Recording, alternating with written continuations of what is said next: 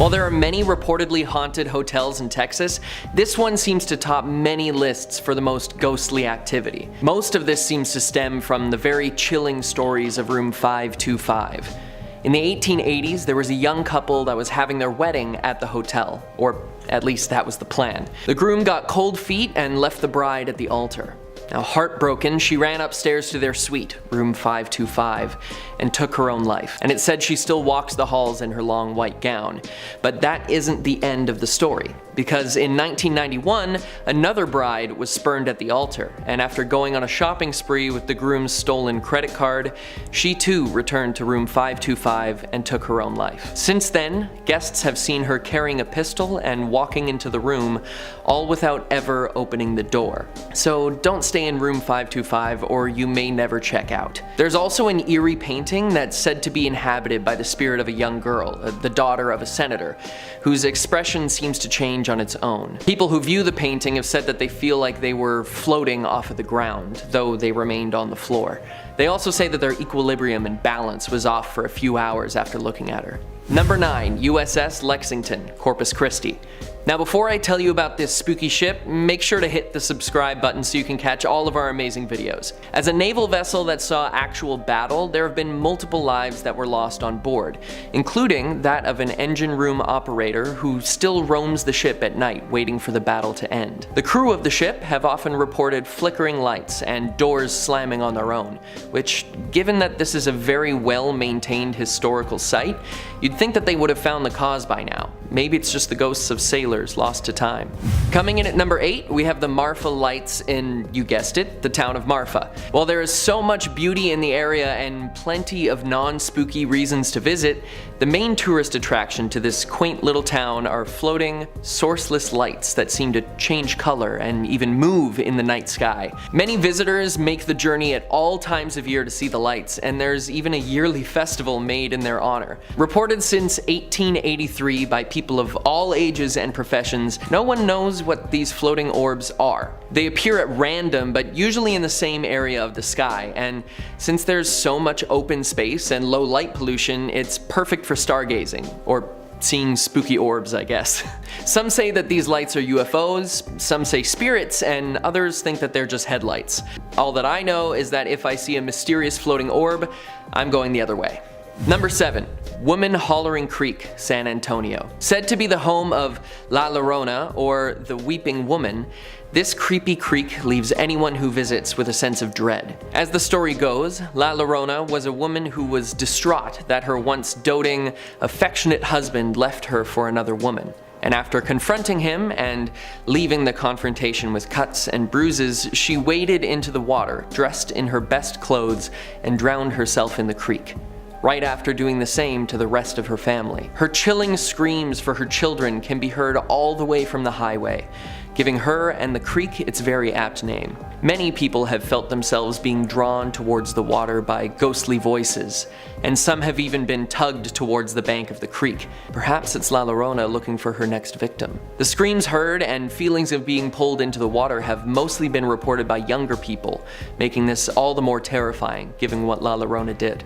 Number 6. El Paso High School. Now, when you're thinking of haunted places, a school isn't exactly the first place that comes to mind, but this one has quite a story. In 1985, the graduating class received their yearbooks, and when basking in the nostalgia of their group photo, they noticed something odd. A woman who no one could identify was in the picture with them. Now, obviously, that would be quite concerning. I know I'd be freaked out if there was someone I'd never seen before standing next to me in a picture. The blurry apparition still has not been identified to this day, but some think it's a student who fell from a window years before who never got to graduate. I say give her the diploma. She's already in the yearbook. Sticking in El Paso, in our number 5 spot is the Plaza Theater Performing Arts Center. As someone who loves the theater, I try to see as many shows as I can, but I think I'll skip visiting this theater, no matter how good the production is.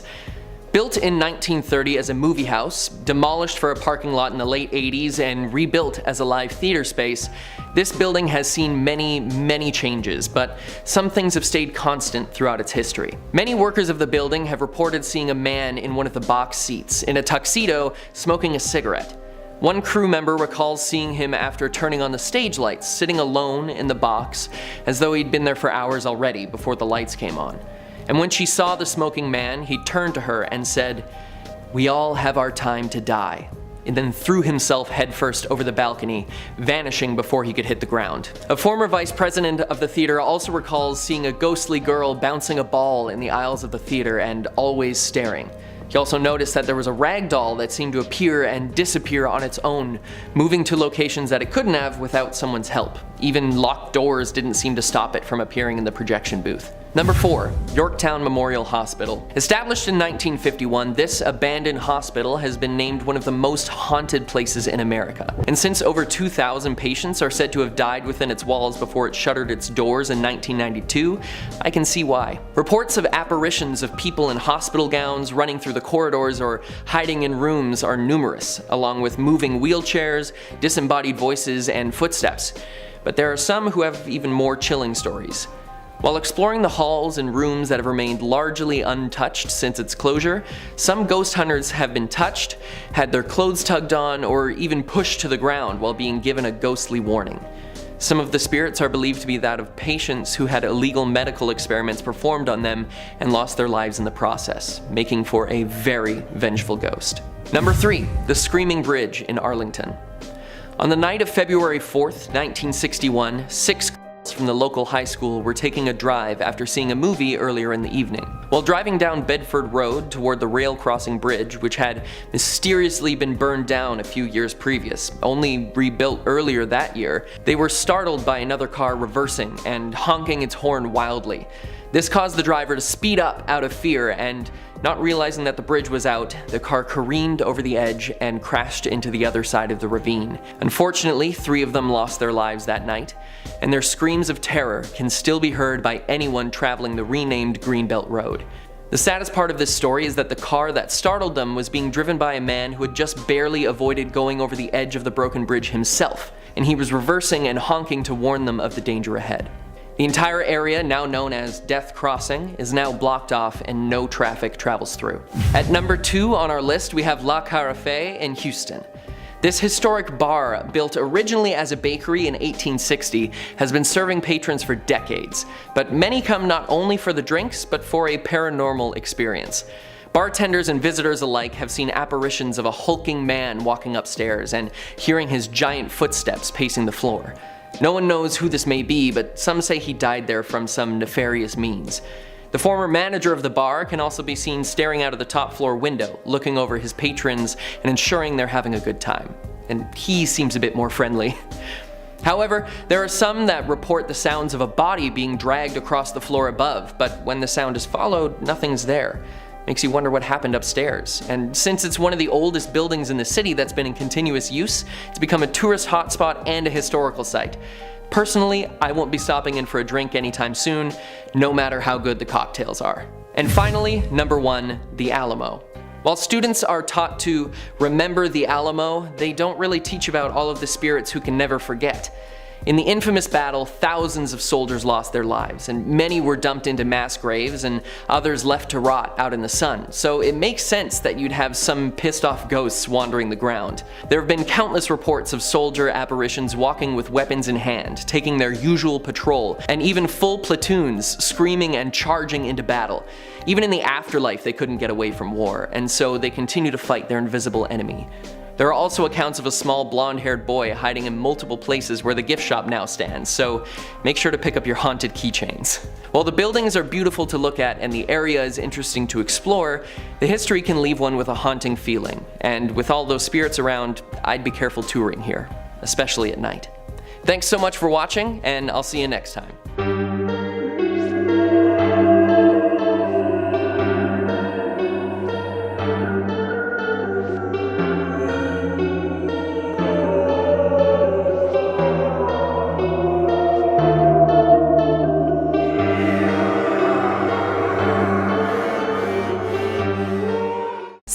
Off at number 10, the Hanging Jail. Actually called the Beauregard Parish Jail, it opened in 1915 and it was actually kind of a big deal because it had extremely extraordinary amenities for a jail. Each cell had a window and a bathroom, and cells on the top floor even had a skylight. But despite its beautiful architecture, it was also the site of Louisiana's first double execution. In 1926, 2 men were committed after killing and robbing a taxi driver and sentenced to be hanged. They claimed innocence, but still the verdict passed and the 2 men died in the jail, giving it the infamous name. It remained open until 1981, and now a museum. It's believed to be haunted by the 2 men along with other inmates who felt they were unjustly put behind bars. Many have reported being pushed or hearing voices while visiting, and some have even captured photos of strange, inexplicable, shadowy figures lurking on the porch and window, leaving no other explanation than to assume the jail remains a haunted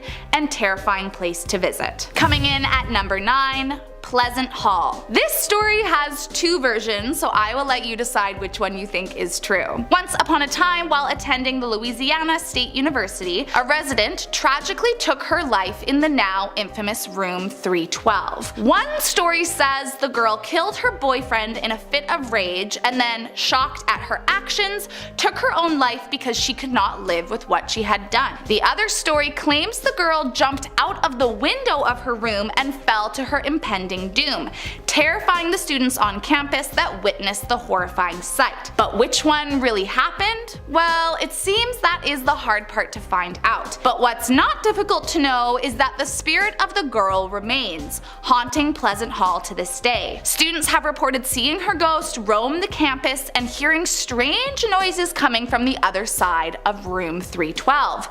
And sometimes at night, when you least expect it, the door to room 312 will open and shut all on its own. Coming in at number 8, St. Louis Cemetery number 1. Regarded as the city of the dead, the St. Louis Cemetery number 1 holds more ghost stories than you'd want to encounter in a lifetime. In the span of a mere block, the cemetery has over 700 tombs and over 100,000 bodies are known to be buried at the site. Most famously, it is the burial site of Voodoo Queen Marie Laveau, the most revered and feared practitioner in New Orleans history. Reports of her ghost have detailed her in her signature red and white turban, and claim she will suddenly appear out of nowhere and then vanish from plain sight just as fast. Visitors have experienced scratching, pinching, shoving, suddenly becoming ill, and even hearing her haunting voice echo across the cemetery, sending many that have dared to visit running for the hills. So just be careful if you choose to stop by. If you aren't careful, she could curse you for life. Next up at number 7, the Calcasieu Courthouse. The history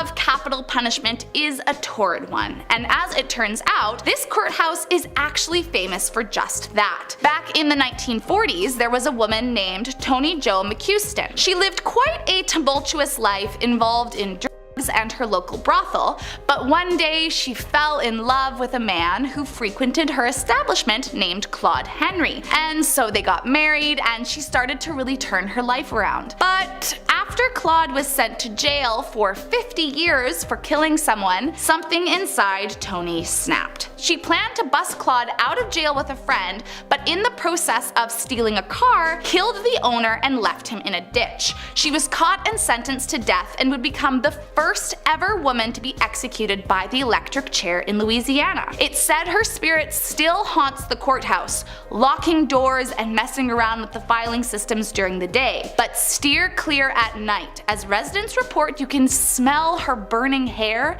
and hear her unruly screams echo through the streets. Coming in at number 6, Pea Farm. Nicknamed the Pea Farm, it is not actually a farm, nor does it have anything to do with peas. It is, however, an old abandoned prison. The facility was in operation between 1905 to 1950, and rumor has it that life was incredibly rough and difficult at the Pea Farm for prisoners, even more so than your typical prison. Beatings and lashings were commonplace, and even killing of prisoners was nothing to bat an eye at. So it's no surprise that those whose life may have ended here have stuck around, maybe trying to seek revenge on those who hurt them. Today, the prison is strictly off-limits spirits to visitors, but those that walk past have reported hearing shrieks and other strange noises coming from inside the abandoned building. Maybe no one is allowed for a good reason. Next up at number 5, Bonnie and Clyde's ambush site. Maybe you've heard of the infamous couple, but just in case you haven't, let me catch you up. They were notorious bank robbers across Louisiana and Texas during the Great Depression in America and made quite a name for themselves. In recent years, it has been suggested their exploits were exaggerated, but one thing that wasn't is how they died. The day was May 23rd, 1934, and police from both Louisiana and Texas managed to corner them in their stolen car. Authorities fired more than 100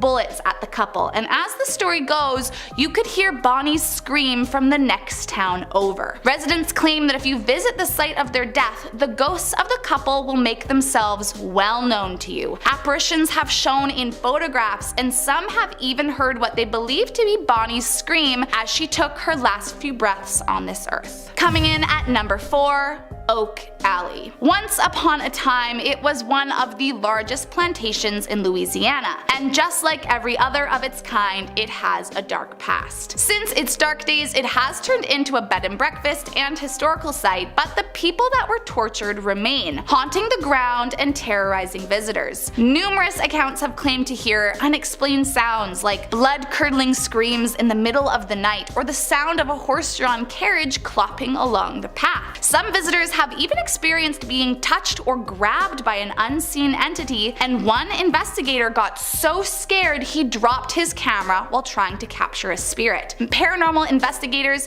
have managed to capture several EVPs that indicate unhappy ghosts lingering the property, and though no one has been hurt staying here yet, tread carefully as you never know just when you could set the spirits off. Coming in at number 3, Alice's grave. Alice died in the 19th century, and although she had a fairly normal life while alive, her death and afterlife were anything but expected. She was laid to rest in an above-ground grave, but soon after, many of the townspeople began to question, was the grave haunted, or worse, was Alice a witch? As the legend goes, in the middle of the night, the large slab of marble covering her grave was removed on 3 separate occasions, and each time, her remains were left outside the grave. No one stepped forward admitting to have moved Alice or the slab, which led people to believe that Alice was a witch trying to escape her grave and haunt the town. Eventually, large iron bars were placed over the grave in an attempt to hold her spirit inside. But this hasn't seemed to stop her, as locals claim you can still see her wandering the cemetery at night. But just exactly what is she looking for? That is one of the many unanswered questions that leave visitors terrified, unsure if she comes in peace or if she is out for revenge. Next up at number 2, the Manchac Swamp. While many are familiar with the legendary voodoo priestess Marie Laveau, she was not the only one of her time. Julia Brown was a well-respected healer and midwife who resided in a small village called Frenier. At first, she loved caring for her village, but after some time she started to feel disrespected by her community, feeling as though they were taking her gifts for granted. Julia began scaring the village, telling them dooming predictions about their impending deaths,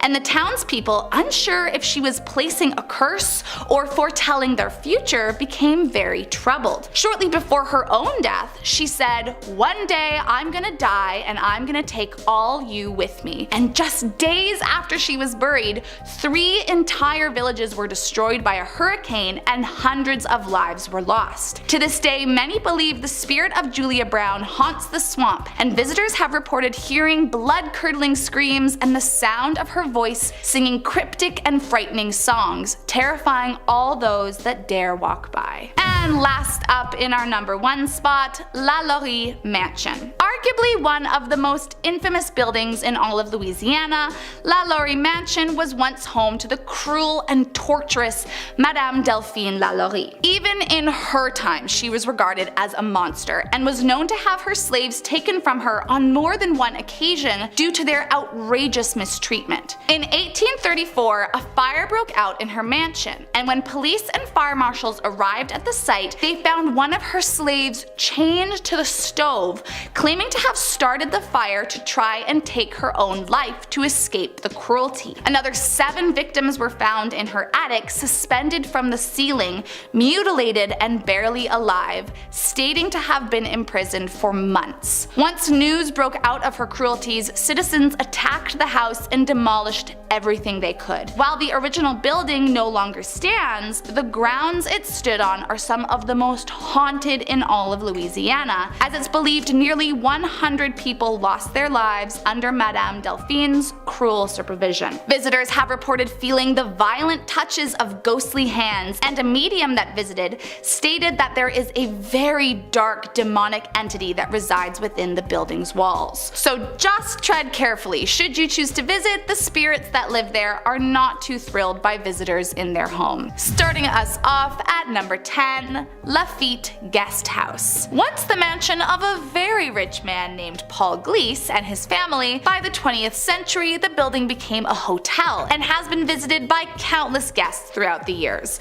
But despite the many families that have lived in the mansion prior, it is not them who haunts the building, but a girl named Marie who died of yellow fever while staying in room 21 with her mother. Legend has it that her mother was so distraught by Marie's death that she would often revisit the hotel and stay in the very room where Marie lost her life. And years later, she too died in room 21. The two ghosts haunt the grounds, terrifying visitors who stay in their room, perhaps hoping to convince them never to return. Those that have stayed report seeing Marie in the mirror in the middle of the night, and that during the day she can be seen walking around the grounds, striking up a conversation with you before vanishing into thin air. And if that doesn't freak you out, the mother's gut-wrenching sobs can also be heard at night, and she too has been known to frighten the guests by turning the lights on and off or throwing objects around to get your attention. All those that enter the room claim to immediately feel a sense of despair and sorrow come over them, and none that visit wish to return. Coming in at number 9,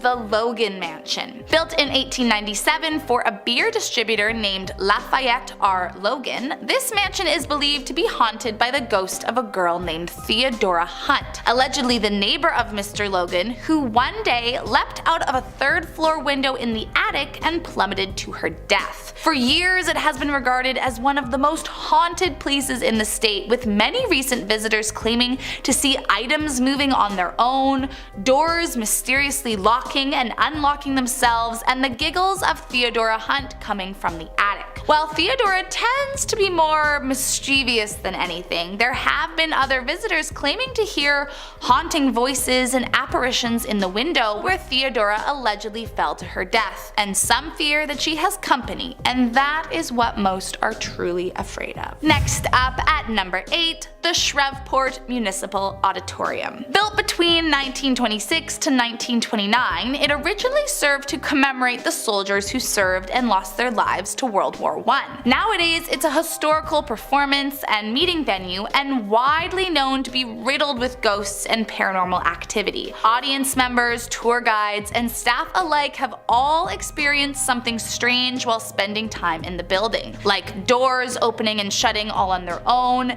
disembodied voices echoing throughout the halls, as well as strange, inexplicable sounds lurking in the shadows. Although not all the spirits are terrifying, one reportedly is often heard clapping and saying, "I love Johnny Cash." There are far more creepy ghosts than friendly ones. Reportedly, a girl is often seen running around the auditorium, and no one knows just who she is or why she's there. And according to legends, during the Louisiana hayride, a woman died in labor in the basement bathroom, and some claim to have heard her moans as if she is still trying to deliver. Coming in at number 7, the Miller Cemetery. Located in Eunice, Louisiana, the Miller Cemetery has more than just buried bodies to creep out visitors. One ghost in particular is known to haunt the grounds, and it's because of him that locals nicknamed it the Headless Cemetery. The Headless Ghost is known to frequent the area, roaming around the graves at night and terrifying guests. But what's strange about this ghost is he's not headless for any horrific death, but allegedly because nobody remembers his face due to the unrecognizable picture on his tombstone, or at least that's the legend we've been told. If a headless ghost isn't enough to keep you away, many have also reported their cars suddenly not working or breaking down as soon as they are on the gravel road by the cemetery. So if you do dare enter, you might just be stranded, and who knows what the headless ghost will do to you then. Next up at number 6, Forbing Tracks. Strangely, or maybe not so strangely, I don't really know the statistics on this one, Miller Cemetery is not the only place in Louisiana where a headless ghost is known to roam. The Forbing Railroad Tracks as well have terrifying ghosts that many claim to haunt the grounds at night. Legend has it, one night an old man was reportedly beheaded, and his ghost now wanders the tracks holding a lantern and scaring all that see him. But that isn't all. Apparently a bunch of students also died here many years ago after allegedly being hit by an oncoming train. Legend has it that if you park your car on the tracks and put flour on the back of it, it will mysteriously begin to move on its own, showing the handprints of the students in the flour on the back. But if I were you, I would not try it out for yourself, otherwise you too might be a ghost haunting the tracks of Forbing, Louisiana. Next up at number 5, Magnolia Plantation. I am sure it comes as no surprise that a plantation would be the breeding grounds for tortured spirits, considering how much horrifying and cruel activity occurred on their property during the early to mid 19th century. And Magnolia's plantation is among some of the most haunted. There are stories that a large portion of the activity at this plantation has to do with the countless voodoo curses that were placed on the original owners, but others say that the real horrors of the property are due to the dying room. The name was given to the haunted room as there have been countless tales of slaves and other residents taking their lives in it when they could no longer endure the agony of their existence. Visitors have reported hearing their screams from the dying room to this day, as well as seeing the many spirits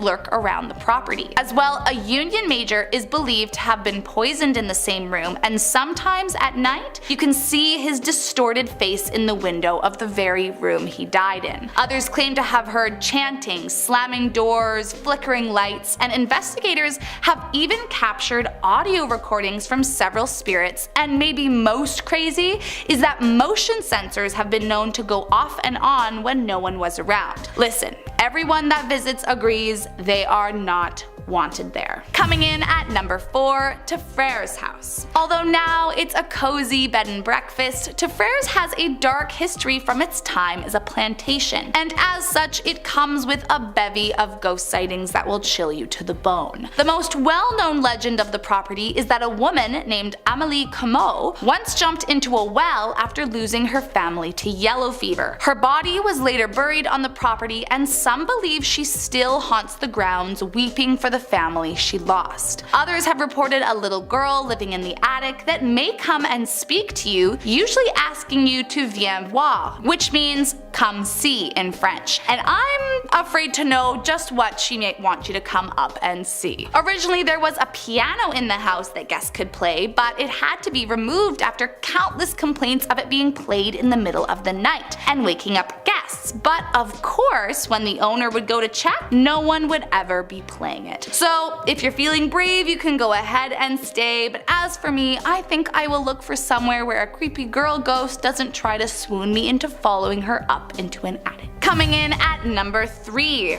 Central Louisiana State Hospital. Believed to be haunted by the near 3,000 patients that are buried on the grounds, this psychiatric facility from 1904 is actually still operating today, believe it or not. Reportedly haunted by all those that died on its grounds, many hospital staff claim to experience extremely strange and creepy activity nearly every single day. Many say they constantly hear slamming doors from one secured only moments prior, witnessing chairs being flipped over when no one was in the room, and even glasses shattering after being hucked across the room. On one occasion, a piece of flooring was discovered broken into pieces, almost as if exploded. Nothing had been broken moments earlier, and none of the staff could figure out how it broke, or rather, what had broken it. As it's still a fully functioning hospital, it's not open to visitors, but some will walk past the building and swear they can hear strange voices or bright shining lights coming from inside the building. Coming in at number 2,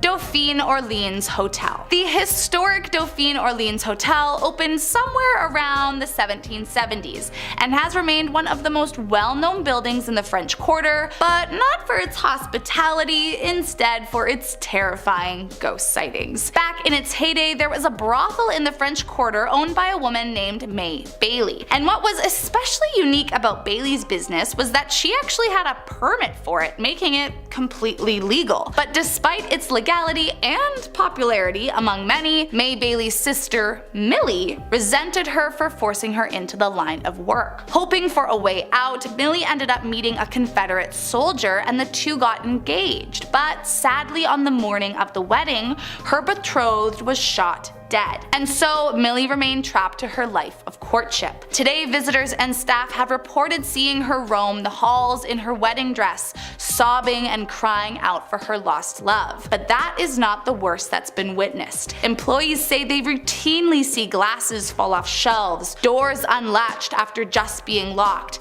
and there is even one account of a bar stool levitating off the ground. But most terrifying of all are the legends of guests checking in and never leaving the hotel. So if I were you, I would pick somewhere else to stay for the night. And last up in our number 1 spot, Hotel Provincial. Branded as one of the most haunted places in New Orleans, the Hotel Provincial is located in the infamously haunted French Quarter, and just like every building around it, of course, it's horrifyingly haunted. Now, back in the day, there was a military hospital just down the street from the hotel, and one of the buildings used a medicinal herb garden for the hospital, which seems a little strange, but does make sense once you find out the kind of spirits that haunt the hall.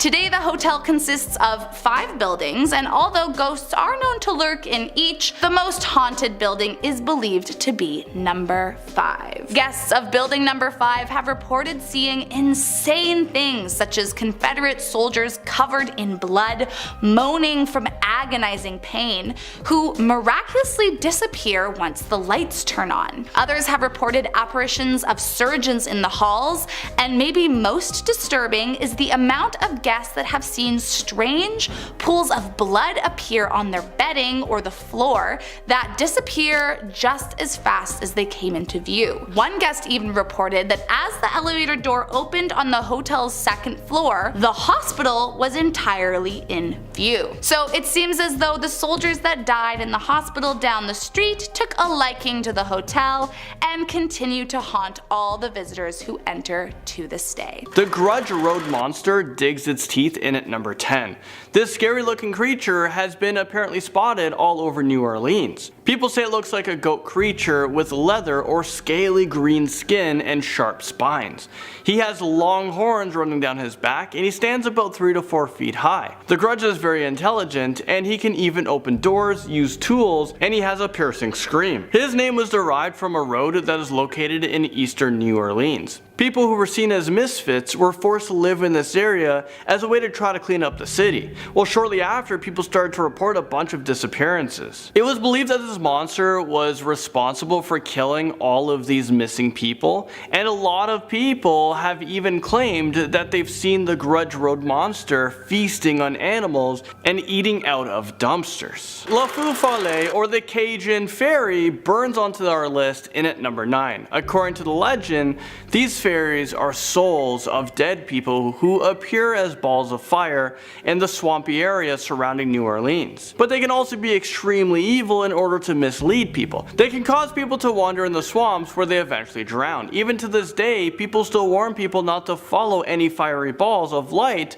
or they risk the possibility of dying. Lafayette's Blacksmith Shop Bar brings us to number 8. This is a small tavern that is located on the corner of Bourbon and St. Philip. It was built in the early early 1700s, and it is one of the oldest surviving buildings in New Orleans. According to the legend, a French-American pirate robbed ships on the Gulf of Mexico, and he buried his treasure in the building's bricks. So now there is a fireplace grate in the downstairs bar, and it is rumored to be the resting place of his fortune. Some people say that you can see ghostly red eyes staring from the grate, and other legends say that this ghost guards the treasure and he haunted the bar. Some people have even claimed to see his ghost. St. Louis Cemetery number 1 haunts us in at number 7. This creepy cemetery is probably one of the most haunted and historic cemeteries in New Orleans. There are hundreds of ghost stories about the cemetery that dates back over 200 years, but the most infamous ghost that haunts this site is Marie Laveau, the queen of voodoo. When she was alive, she was very interested in blending Catholicism with voodoo in order to make a new religion. She practiced black magic, and she even taught her daughter how to perform voodoo rituals and spells. She died in 1881, but according to the legend, she returns to life once every year on St. John's Eve to convert people to worship her. If you disrespect her spirit, it is believed that she will physically punish you. So if you want to see if this is only an urban legend, there are tours that will take you to her grave, but do you guys really want to find out if this is more than just a legend? Yeah, I don't think so. I know I wouldn't step foot on her grave, and I wouldn't lose sleep not knowing if this was real or not. La Prada House takes us to number 6. This was the site of one of the most gruesome mass slayings in New Orleans history. In the late 1830s, a wealthy man from Turkey moved into a mansion, but he also brought in a lot of people to live there with him. Well, over the years, the mansion was known for its mysterious parties, but one morning, a neighbor noticed blood trickling from beneath the gates. Once the police entered the mansion, they found the Turkish man was buried alive in the yard, and all of his servants were mutilated, assaulted, and murdered. To this day, the ghosts of his servants can be found wandering and haunting the home, screaming in terror. Scaring us in at number 5, we have a haunted hotel. Hotel Monteleone was built in 1886, and it was a very luxurious hotel in New Orleans.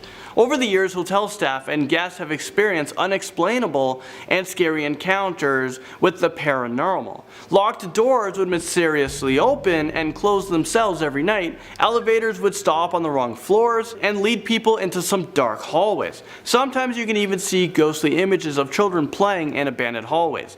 The legend says that a former employee who died in this hotel still roams the halls, and the spirit of the little boy haunts the halls as well. I don't know about you guys, but I definitely wouldn't spend one night in this creepy hotel. And now at number 4, we have the LaLaurie Mansion. This very expensive mansion was situated on Royal Street, and it was occupied in 1832 by the LaLaurie family. Delphine LaLaurie was a very rich and successful woman, but she also had a dark and evil side to her. It was rumored that she tortured the slaves and servants that lived in her home. One day, a fire started in the kitchen by one of her servants because they were tired of being abused. When the fire was finally put out, the authorities were shocked by what they discovered. They saw the remains of tortured and chained slaves, and their bodies were severely mutilated. However, Delphine managed to escape and she fled to France, but the horrors that happened in the mansion weren't over. People still report that they can hear loud screams of the victims whenever someone new moves in, and strange things happen all the time here. A scary looking werewolf nibbles his way into number 3. The Rougarou is an urban legend that parents tell their children in order to prevent them from misbehaving. This scary looking creature is believed to be a human that is able to transform into a werewolf. One legend says that this creature will hunt down and kill Catholics who do not follow Lent, but according to another legend, the Rougarou causes a lot of mischief in the streets until someone can kill it. But just before it dies, it becomes human again and warns its killer not to tell anyone about his death for 1 year. If you don't listen to his instructions, you will become the next Rougarou. The Devil Man sinks his teeth in at number 2. In 1938, a devilish man was believed to roam the streets of Algiers, and he loved to harass couples. People describe him as having long black horns, bright pink ears that were shaped like stars, and he also had huge cartoon eyes. Although he never killed anyone permanently, I'm not even sure what that means. He never killed anyone permanently. He have killed people. They were killed and then they were all of a sudden not killed. Well, he was said to induce temporary deaths onto his victims. So a lot of people who came into contact with the devil man have reported that their lives flashed before their eyes. They would also be cursed with terrible nightmares long after their encounter with the devil, which could haunt them for the rest of their lives. The Vampires of New Orleans bites into number 1. Rumors about vampires living in New Orleans have been going on for years. However, maybe this next urban legend isn't just a story. Locals believe that New Orleans is a home to a ton of real vampires. During the 1930s, 2 brothers named John and Wayne Carter were executed for committing multiple murders. There was about a dozen bodies that were drained of their blood, and they were discovered after one woman managed to escape from their apartment. However, even after their death, lots of people reported that they have seen the brothers roaming in the streets, possibly looking for their next victim. And this is really strange because their body had mysteriously disappeared from the family's funeral vault. So what the heck happened? Starting us off with number 10 are the Vampire Brothers. Has anyone seen the originals or the Vampire Diaries? I feel like these legends sort of remind me of that plotline with vampires in New Orleans, etc. But anyway, during the 30s, brothers John and Wayne Carter lived somewhere in the French Quarter of New Orleans. During the day, they worked as laborers and tried to keep to themselves as much as possible. But one day, a woman somehow escaped from their apartment bleeding as she went because her wrists had been slit. Police later found multiple other people tied to chairs with their wrists slit in their apartment, alongside dozens of dead bodies that had no blood. The story was that the brothers kidnapped the people to drink their blood every night after work. It took more than 8 police officers to hold down and catch the brothers before they were executed and buried. But the weirdest part was that years later, when another Carter in the family was being buried, the brothers' bodies had vanished from the vault. Legend goes on to say you can still see them roaming around New Orleans today, and someone who owned their apartment years ago said he once saw 2 figures that matched their description whispering to each other and then jumping off a 3rd floor balcony. That's basically the original's plotline. It's not even funny. Maybe it was based on this. It probably was, and I just don't know. Coming in at number 9 is the La Prette Massacre. I'm just loving these. They're just so juicy. Louisiana is filled with so many legends. I just love this. But anyway, towards the latter half of the 1800s, a rich man from Turkey owned La Prette House and also claimed he was a disposed sultan. The man transformed the house into an Eastern pleasure palace essentially. The doors and windows were blocked with bars, incense filled the air, and men guarded the house as well. The gates were locked, so the place really was like an inescapable fortress. The house even had a harem filled with girls of all ages as well as young boys too. If that wasn't enough cause for alarm, one morning neighbors saw blood trickling out from under the iron gates. The police were called straight away and they forced open the doors to a scene of pure horror. Blood was everywhere. All over the walls and floors there were amputated limbs, headless bodies, and all the harem girls and guys, even the guards, had been sexually assaulted. And you'd think it was the Turk who had gone insane, but he was also found mutilated and buried alive somewhere on the property. As to the perpetrators, people think that maybe they were a pirate's crew that had unfinished business with the man, or maybe the Turk's own family. But can you imagine? There was so much blood it was oozing out of the property. That's horrific. Anyone staying in the house after that has seen people in Eastern clothing roaming the halls, and even sounds of footsteps supposedly from all the people who have died there. At number 8 we have the Grunge. So the east of New Orleans was mostly just woodland initially, and legend has it a group of humans called the Grunge used to live in those woods. They were said to be a mix of dwarves and albinos who were forced to live there because people thought they were made by the devil, but then they inbred into something else completely. People said their offspring became inhuman in appearance. Grunge Road was meant to be a place where teens could go to make out if they weren't scared, but people started to go missing. Some goats and then actual people, all drained of blood and dead. And as this was happening, more and more strange deformed creatures started being seen. Apparently people believed that the people in the forest sold their souls for a beast that could protect them from everyone in society, whereas others believed after years of receiving cruel treatment they just went insane. They were murderous and cannibalistic, and it's said that if you see a stray goat that looks like it needs needs help near those parts, you shouldn't stop because it's just a trap. Filling our number 7 slot is Marie Laveau. Sorry if my French accent's bad, it probably is. And if you've seen American Horror Story Coven, then you already know who this woman is. Born in 1801, Marie was a central figure in New Orleans, famous for voodoo. She had a lot of power and prestige and worked as a hairdresser, which essentially meant she basically knew the secrets of everyone in town. Rich, poor, black, white, she knew it all about everyone. She was the first person to mix voodoo with Catholicism to form a new religion that's still practiced today. It's called New Orleans voodoo. The legend goes that although Marie died in 1881, she resurrects every year on St. John's Eve to lead the faithful in worship. Her ghost, as well as her daughter's ghost who continued her magic after she died, have been spotted numerous times around New Orleans. Now at number 6 is the Rougarou or the Loup-garou. Now this is a legend that's been passed down from generation to generation. This creature is meant to be like a werewolf of sorts and is a pale white color. It wanders the streets during the night looking for a hero, which is a bit of a plot twist. It causes havoc in crowds until someone stabs or shoots it. When the first drop of blood comes out of it, the Rougarou turns back into a man and tells the person his real name. He'll go on to warn the hero that they can't mention the incident to anyone for a full year or they too will become a Rougarou themselves. Mostly parents tell their children about the tale to stop them from misbehaving, but it is apparently true. Coming in at number 5 is Madame Mignet Canal, I think. Probably not.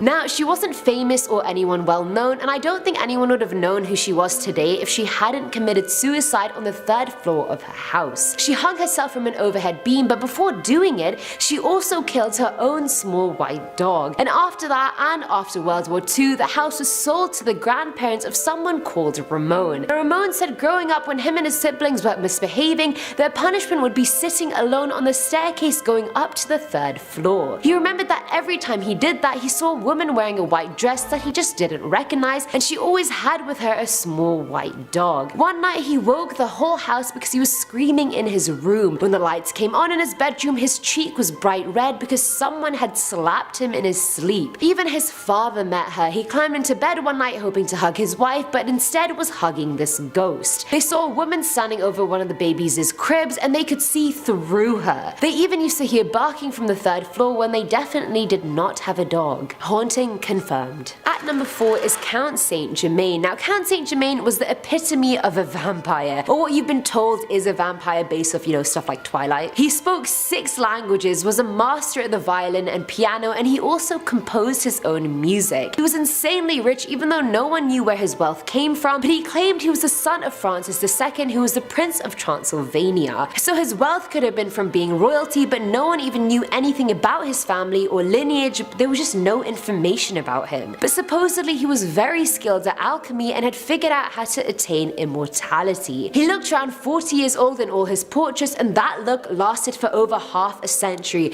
and no one's 40 for that long, honey. Even at social dinners, no one ever saw him eat. He would just sip wine and speak about things that just made you feel inferior. He died in 1784, but there have been countless stories of people having seen him after that. In the 20th century, a man moved to New Orleans called Jacques Saint Germain who looked exactly like the Count and had the same wealth and knowledge. Again, having dinner parties but only ever sipping wine. Apparently one night a woman stayed late at his house and he tried to bite her neck, but she escaped and reported it to the police. When they went to investigate, he was nowhere to be found. What they did find was cloths with blood on them and bottles of wine, and the policemen decided to pour themselves wine but found that the wine wasn't just wine, it was wine mixed with human blood. Vampire confirmed. Now at number 2 are the Casket Girls. Now because of the reputation that New Orleans had back in the day, treacherous, some of the highest murder rates, notorious for missing persons, the area had trouble getting women to move there, and I mean rightfully so. Most men there were originally sent there because they were murderers, thieves, culprits of any crime really, but thankfully there was a boat full of women coming that the French had convinced to move to the city during colonization, but they all abandoned ship in Mobile, Alabama. Now these girls were called the Casket Girls because because they carried small chests with them, but the chests were shaped like mini coffins. So when most of them escaped the boat, they left behind 300 coffins. Most of them were said to be empty, but some were rumored to contain the bodies of the undead, aka vampires. They were also nailed shut because they had a habit of opening themselves, which is just already suspicious. Later in 1978, a pair of reporters wanted to see the coffins, but the convent's priest said no. So the reporters climbed over the wall one night with all their equipment to see the coffins in real life. The next day, their equipment was thrown over the street outside,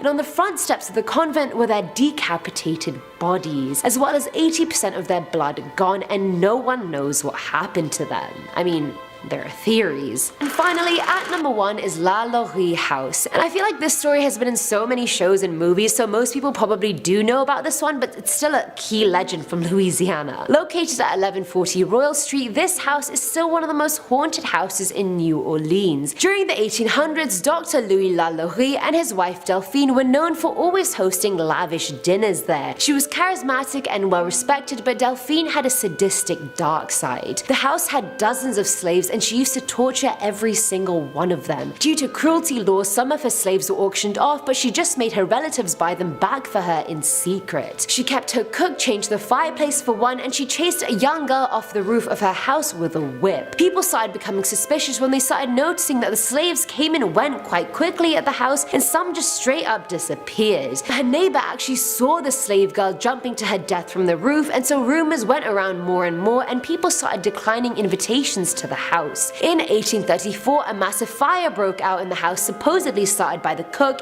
and it went through the whole house. Honestly, if I was the cook, I would have done a lot more than just arson. But anyway, after the blaze was out, firefighters found a door, a secret barred door in the attic that hid more than a dozen other slaves. They were all chained to the wall, locked in dog cages, or strapped to makeshift operating tables. Body parts were all around the floor, heads, intestines, all of it, just in buckets around the room. Their treatment was horrible. Women had their stomachs sliced open and their intestines were wrapped around their waists. One woman had animal poo in her mouth and then it was sewn shut. There were a lot more, but I'll just leave it there. And either way, it was known that Delphine acted alone and a mob gathered outside her house, but she and her family vanished. Some say they went to France or wherever, but haunting started at the house as soon as they fled. Cries, groans, everything was heard, and finding anyone to live there was nearly impossible. In the vast, untamed wilderness of Texas, whispers of a fearsome creature known as the Wampus Cat have echoed through the ages. Countless locals hailing from remote towns and ranches claim to have encountered this enigmatic cryptid, leaving an indelible mark on the region's folklore. Descriptions of the Wampus Cat vary, but a common thread weaves throughout. It's a creature with the body of a monstrous feline, possessing sleek black fur that glistens under the moonlight. Its piercing, glowing eyes pierce through the darkness, striking fear into the hearts of those who dare to gaze upon it. As diverse as the Lone Star State itself, some say the Wampus Cat prowls silently in the dense pine forests of East Texas, emitting blood-curdling cries that reverberate through the night. Others claim to have witnessed the creature sprinting across open plains, leaving behind a trail of shattered trees and trampled earth. The bravest souls speak of unsettling encounters near secluded water sources where the Wampus Cat is said to drink, its presence sending wildlife scattering in terror. Those who have encountered the Wampus Cat speak of an uncanny primal energy emanating from the creature. Its presence is said to invoke an inexplicable sense of dread, as if crossing paths with an otherworldly force deeply rooted in the untamed heart of Texas. Whether the Wampus Cat is an embodiment of ancient Native American legends or a creature yet to be fully understood, we still don't know. Number 9, the Chupacabra. The Chupacabra is a legendary creature that has gained notoriety throughout the world. Sightings reported across Latin America, United States. The creature is described as having a reptilian or canine-like appearance with large fangs and a pronounced spine along its back. It's said to prey on livestock, draining their blood and leaving behind a trail of carnage. One of the most famous encounters occurred in Texas, however, when a woman named Phyllis Canyon discovered what she believed to be the remains of the creature on the side of a road. Canyon was initially skeptical of reports of the Chupacabra, but was pretty convinced of its existence after discovering this bizarre carcass. She had also found several of her chickens dead on her property around the time she found this strange animal. Canyon's discovery sparked quite a media frenzy, with reports and cryptid enthusiasts from around the world jumping in excitement. While some skeptics dismissed the creature as a coyote or other known animal, Canyon maintained that its appearance was unlike anything she had ever seen before, and it definitely could be some sort of wild dog with mange or something, but either way, pretty gnarly looking animal. In 2001, a 19-year-old driving in Pennsylvania reported seeing a bird-like creature with a wingspan of 10 to 15 feet, and it had an elongated head. Two other witnesses later reported seeing similar creatures in the same area, and all of this was very reminiscent of sightings in Texas in 1976 and 82 that were also described as looking sort of like an ancient pterosaur. These sightings in Texas occurred near the location where the fossil of a large pterosaur was first discovered, and what was most fascinating about these sightings, right, they seemed to have occurred close together in waves, so it seems like people were really seeing something. One possible explanation could be the frigate bird, which can have a wingspan of up to 8 feet. Frigate birds tend to soar for long periods and only land to tend to their young. At number 7, we have Sasquatch, because these things are everywhere, apparently. Everyone has their own version of this big hairy beast. So look, Sasquatch needs no introduction, but I'm gonna give the big hairy lug one anyway. The Sasquatch, or Bigfoot, as he's commonly known, is basically the ultimate celebrity cryptid. Everyone knows who he is, but nobody has actually seen him in person, or have they? Apparently, Texas is home to many Bigfoot sightings. It seems that he's been spotted more than a few times wandering around in the woods. Some people claim that he's up to 10 feet tall, because everything is bigger in Texas, covered in hair, and smells like a wet dog. Others say that he's more of a gentle giant who just wants to be left alone. All I know is there really are Bigfoot roaming around in the wilderness of Texas. They gotta be just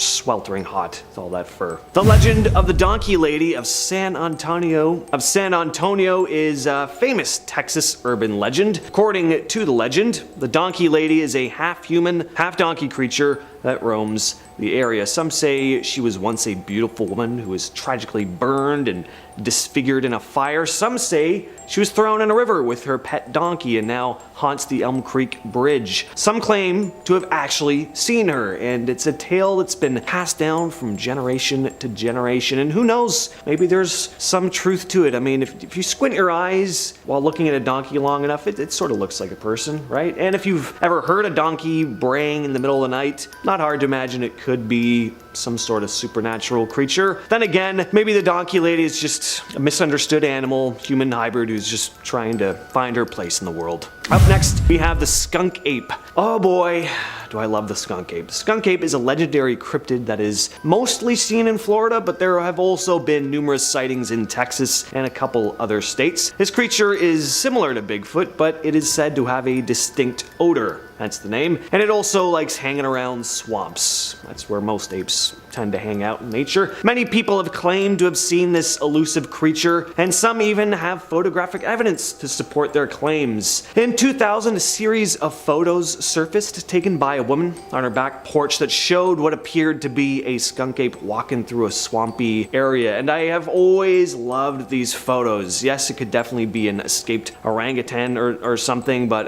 it's pretty freaky nonetheless. And if it is a costume, which I really don't think it is, it's got to be a pretty damn good one. The photos were taken in Florida, but it's not surprising that there have been sightings in Texas as well. After all, Texas is a vast state with plenty of forests and wilderness areas where a creature like the skunk ape could hide. Despite the many sightings and alleged evidence, there are still skeptics who don't believe in the existence of skunk ape, but for those who have seen it or have smelt its distinctive odor, there's no denying there is something strange and mysterious lurking in the swamps and woods, Florida and Texas. The black-eyed children. Black-eyed children are a mysterious and creepy phenomenon that have captivated the attention of paranormal enthusiasts for years. The supposed sightings involve encountering children with completely black eyes, just no sclera in there, and they seem to appear out of nowhere and ask to be let into people's homes or vehicles. Sometimes they ask you to help them with a small favor,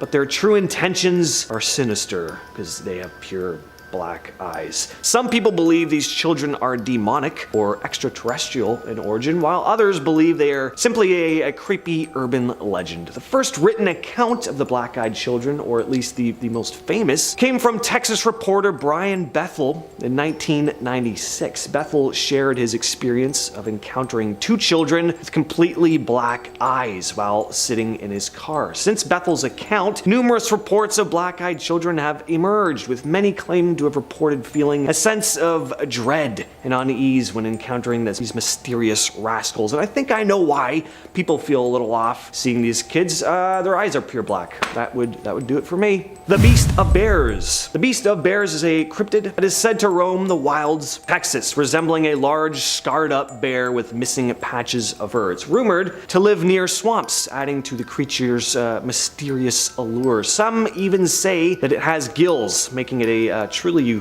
unique and peculiar creature. What kind of bizarre mashup of things is this? Goatman apparently has gills too, so why are all these big hairy Texas monsters also aquatic? Anyway, the Beast of Bears also boasts large red eyes like those of the Mothman, which only adds to the intrigue surrounding this cryptid. The first sighting of the Beast of Bears was in 1973 at a camping spot near the town of Alice, Texas. Since then, over 31 sightings have been reported, with the most recent being in a backyard outside Crestview, Florida. However, the Beast of Bears is most closely associated with Texas. Many reports of sightings coming from various parts of the state. Despite skeptics dismissing the Beast of Bears as a hoax, there is evidence to suggest that the creature may be real. Even a drawing of the creature suggests that it may be found not only in Texas, but also up in Canada. Some have even linked the Beast of Bears to Inuit stories about giant bears that drag people underwater and eat them. And coming in at number 2, the Lake Worth Monster. The Lake Worth Monster, also known as the famous Goatman, is a cryptid that has long captivated the attention of Texans. Sightings of the creature began in the summer of 1969, when a group of people reported encountering a strange half-man, half-goat-like creature near Lake Worth, just outside of Fort Worth. Descriptions of the creature vary, but most witnesses report seeing a towering, hairy beast with a goat's head, cloven hooves, and the ability to leap great distances. Some descriptions of the strange beast, and some even describe it as having fishy scales all over its body, which don't seem to fit. But anyway, over the course of several weeks, the creature was allegedly sighted by numerous individuals, leading to a media frenzy and an increased public interest in the elusive creature. One article written by reporter Jim Mars was written with the, I gotta say, hilarious headline, "Fishy man-goat terrifies couple parked at Lake Worth."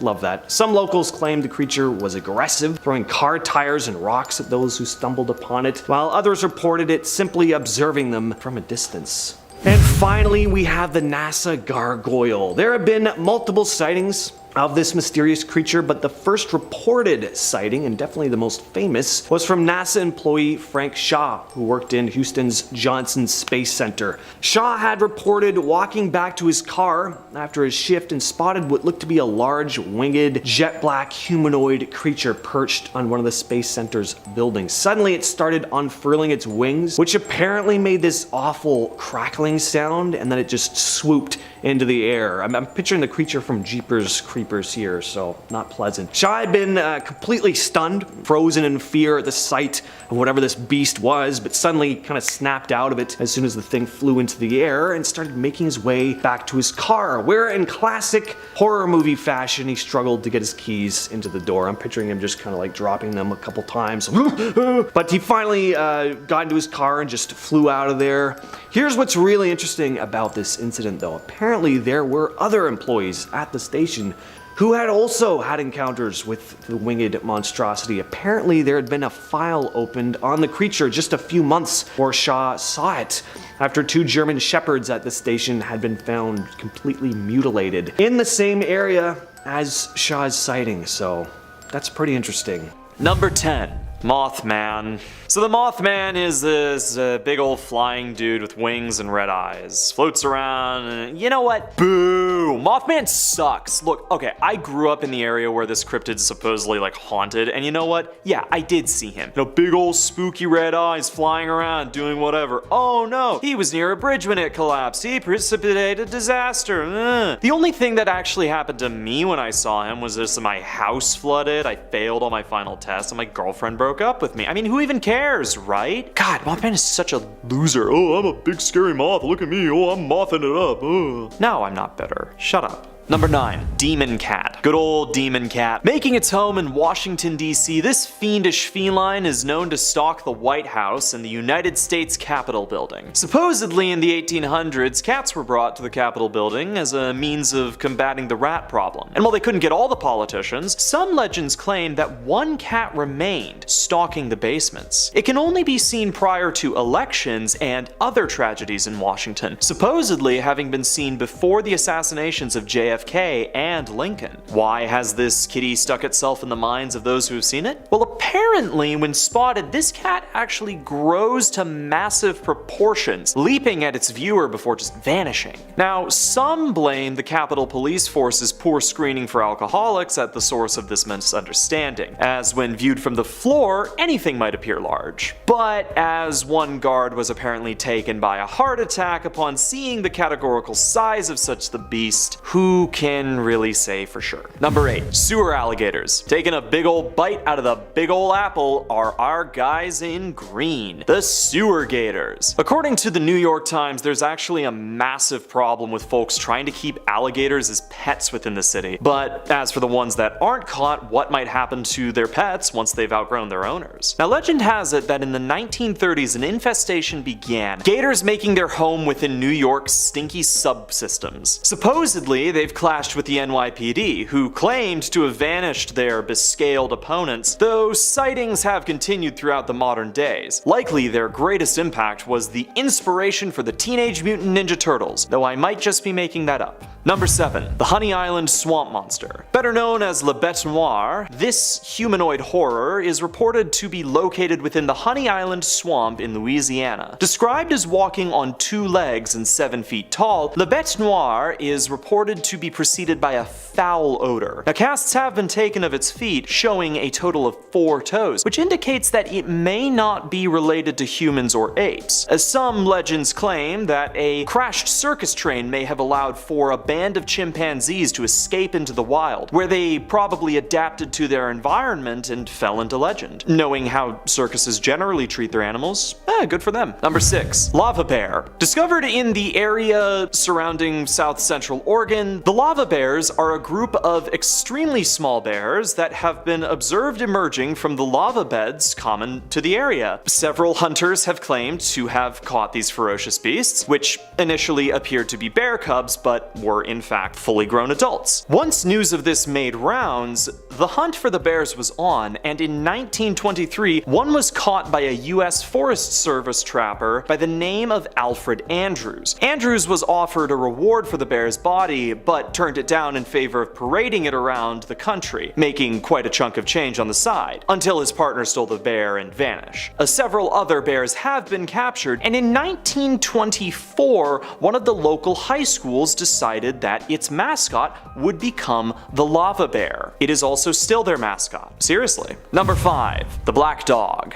Yeah, I put this in here to contrast the demon cat because I, think they should be friends. The black dog is a demonic creature originating in Europe, most famously in the story The Hound of the Baskervilles, but it's also been cited in the States. A beast with burning red eyes, W.H.C. Pynchon wrote, "If you meet the black dog once, it shall be for joy. If twice, it shall be for sorrow, and the third time shall bring death." Demonic dogs have been spotted in Connecticut and Massachusetts, and truckers have a saying where if you see one, it's time to pull over or a crash will be the least of your concerns. Number 4. Ludwig the Bloodsucker. Back to New York, and it turns out that gators aren't the only things looking to take a bite out of streetwalkers. Described as a 3-foot-tall German man, Ludwig the Bloodsucker is reported to be a local vampire. Now, legends claim that he was too minute to take down a German German man and too ugly to seduce a German woman, so he just booked it over to the States for easier pickings. Haunting the Bowery Street, several victims were left alive but incessantly mocked by the vampire, usually for their drunken stupor. Local newspapers reported about the man's habits, locating him as a German tailor by day. There are apparently even interviews where he goes on record to claim that blood is healthy and good eating. Mixed with the way that immigrants were treated at the time, I doubt that went over well. Number 3. Two-Toed Tom. Listen, there's a lot of gators in the States, but Two-Toed Tom might be the most famous. The story goes that this 14-foot alligator could be identified for having lost all but 2 toes to a trap, and would eat farmers and their livestock. Now, fed up with the beast, many brave men would band together to hunt the reptile, but whether it was ex-military marksmen or dynamite-brandishing pharmacers, none could destroy this devil. Bored with Alabama, the gator was reported to have left its hunting grounds, apparently settling for Florida, where there would be more failed attempts to take down Two-Toes. 50 years later, a series of two-toed tracks were discovered near his old hunting ground, and the legend of Two-Toed Tom marches on. Number 2. Hodag. Now, this strange creature made its home in Wisconsin, described as possessing the head of a frog, the face of an elephant, short legs with massive claws, the back of a dinosaur, and a long spiked tail. Reported by land surveyor and trusted member of the community Eugene Shepard, he rounded up a group of brave hunters to capture the beast, an attempt which apparently required the usage of dynamite. Sending a picture of its remains to the media, they declared the safety of its primary food source for all time to come, the white bulldog. Thank goodness that the white bulldog may now roam Wisconsin once more. Alright, fine, it was a big hoax, and it was a really good one. Good enough that the local town decided to build a statue in honor of the beast. They also hold a festival in its name, which I've actually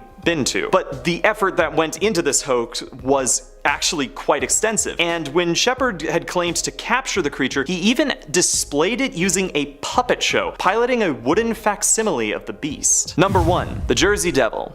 Here's a real classic, the Jersey Devil, known for living in Jersey.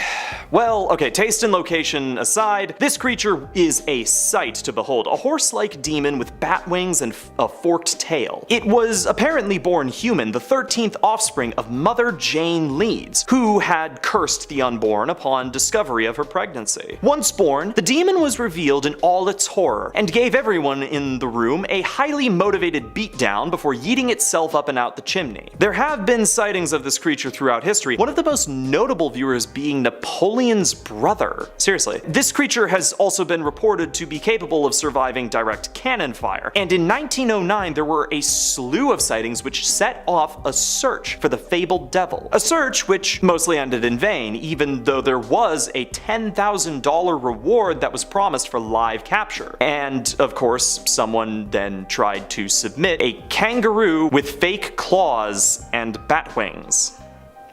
Anyways, it's just another reason not to go to Jersey, and it's just about as good of one as any. In our number 10 spot, we have Roanoke, West Virginia. In a place called Roanoke in West Virginia, there is a legend that has pretty much scared the crap out of the married men in that town. What is this legend? Well, as the story goes, apparently in 1902, over the course of a week, many married men came across a woman in black. And this woman followed these men back to their homes and then disappeared when they got inside. In some of the stories around this woman, it is said that she did this due to the men being unfaithful, and some of the stories say that it was to prove that the men would be unfaithful. All of these men were of different backgrounds and social statuses. All they had in common was that they were married, and they all had described the same event. Apparently though, after a week, the woman was gone from this town. But then in a town nearby, there were reports of seeing her. In our number 9 spot, we have the Peyton Randolph House. The Peyton Randolph House is located in Williamsburg. So many mysterious things seemingly happen here, and people believe it to be as a result of all of the death that has occurred there. The legend goes that an unnamed female slave cursed the house before she died, and since then there have been too many deaths to count, from a Civil War soldier to a young boy who fell out of a tree to a young girl who fell from a window to 2 men who were fatally hurt during a fight. People believe the property to have a poltergeist, and there have been many reports of ghostly laughing, singing, glass breaking, people being touched, pushed, and even a security guard has said he was held down with extreme force. Yeah, best not to visit this place just to be safe. In our number 8 spot, we have the cursed tree. In Jamestown, there is a legend of a cursed tree. Apparently, there once was a girl named Sarah Harrison who was engaged, but then broke off her engagement when she met a man named James Blair, whom she then ended up marrying. This upset her parents very much so, because he did not come from much money and he was also much older. When both Sarah and James died shortly after they were married, they were buried together, but not too long after, a strange thing happened. A tree began to grow and the roots separated their graves. People now believe that this was an act by her mother to separate them for eternity, but of course, this is just a theory. In our number 7 spot, we have the Avenel House. This is a house in West Virginia that is open to paranormal teams for investigation. That's how haunted it is. There have been many people that have claimed to have captured EVPs in this house, which are electronic voice phenomena. So cool! People have confirmed hearing a cat meowing, seeing an orb that looks like an eye, smelling tobacco when no one's around, feeling dizzy, and hearing many strange noises. People have also reported seeing a phantom lady in white floating down the halls or in the garden with a parasol in her hand. Sounds like a pretty classy ghost. In our number 6 spot, we have Lake Shawnee Amusement Park.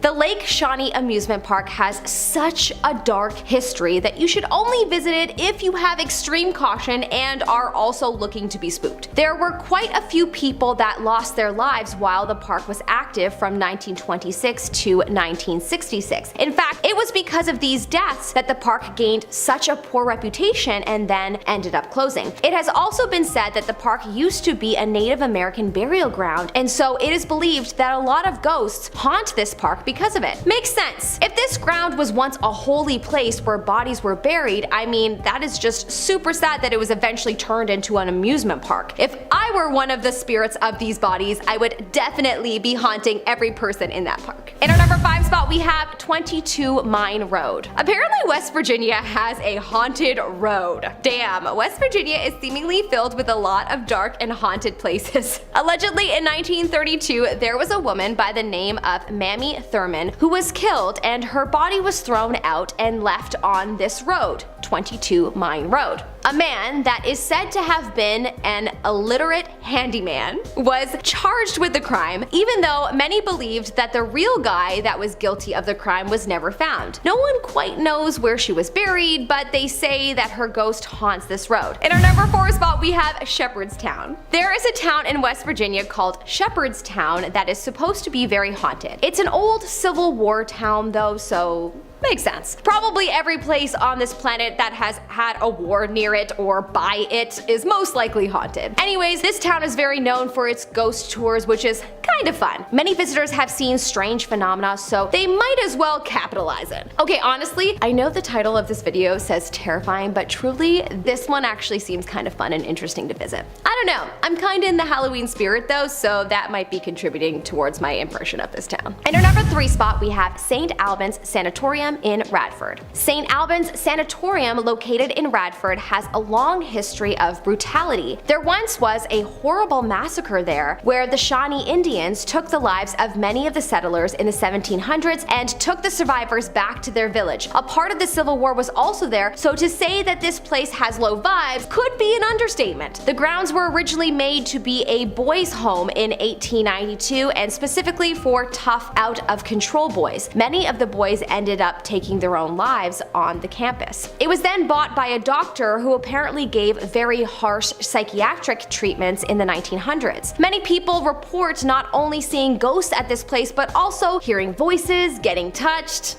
etc. Apparently there is a room with a bowling alley, which is kind of fascinating, and anyways, this place is said to have a woman ghost that is forever bowling? I'm just joking, I wish. Well, she is said to be roaming this room, so I bet you she bowls when no one's around. In our number 2 spot, we have the Public Hospital of Williamsburg. The Public Hospital of Williamsburg is now an art museum in West Virginia, and it is one of those places that people say gives you the creeps. It was one of the first mental hospitals in America, and so as you can imagine, many souls have walked through its doors. Apparently, it wasn't kept very well for the patients, and they were also treated pretty badly. People believe that is why it is very much haunted nowadays. At one point, there was supposedly a doctor who was trying to make a change in the hospital for the better and improve the lives of his patients, but then he ended up taking his own life. Many have reported seeing his ghost on the grounds as well as past patient ghosts. A lot of people speak about feeling watched while touring the hospital and that it exudes bad vibes.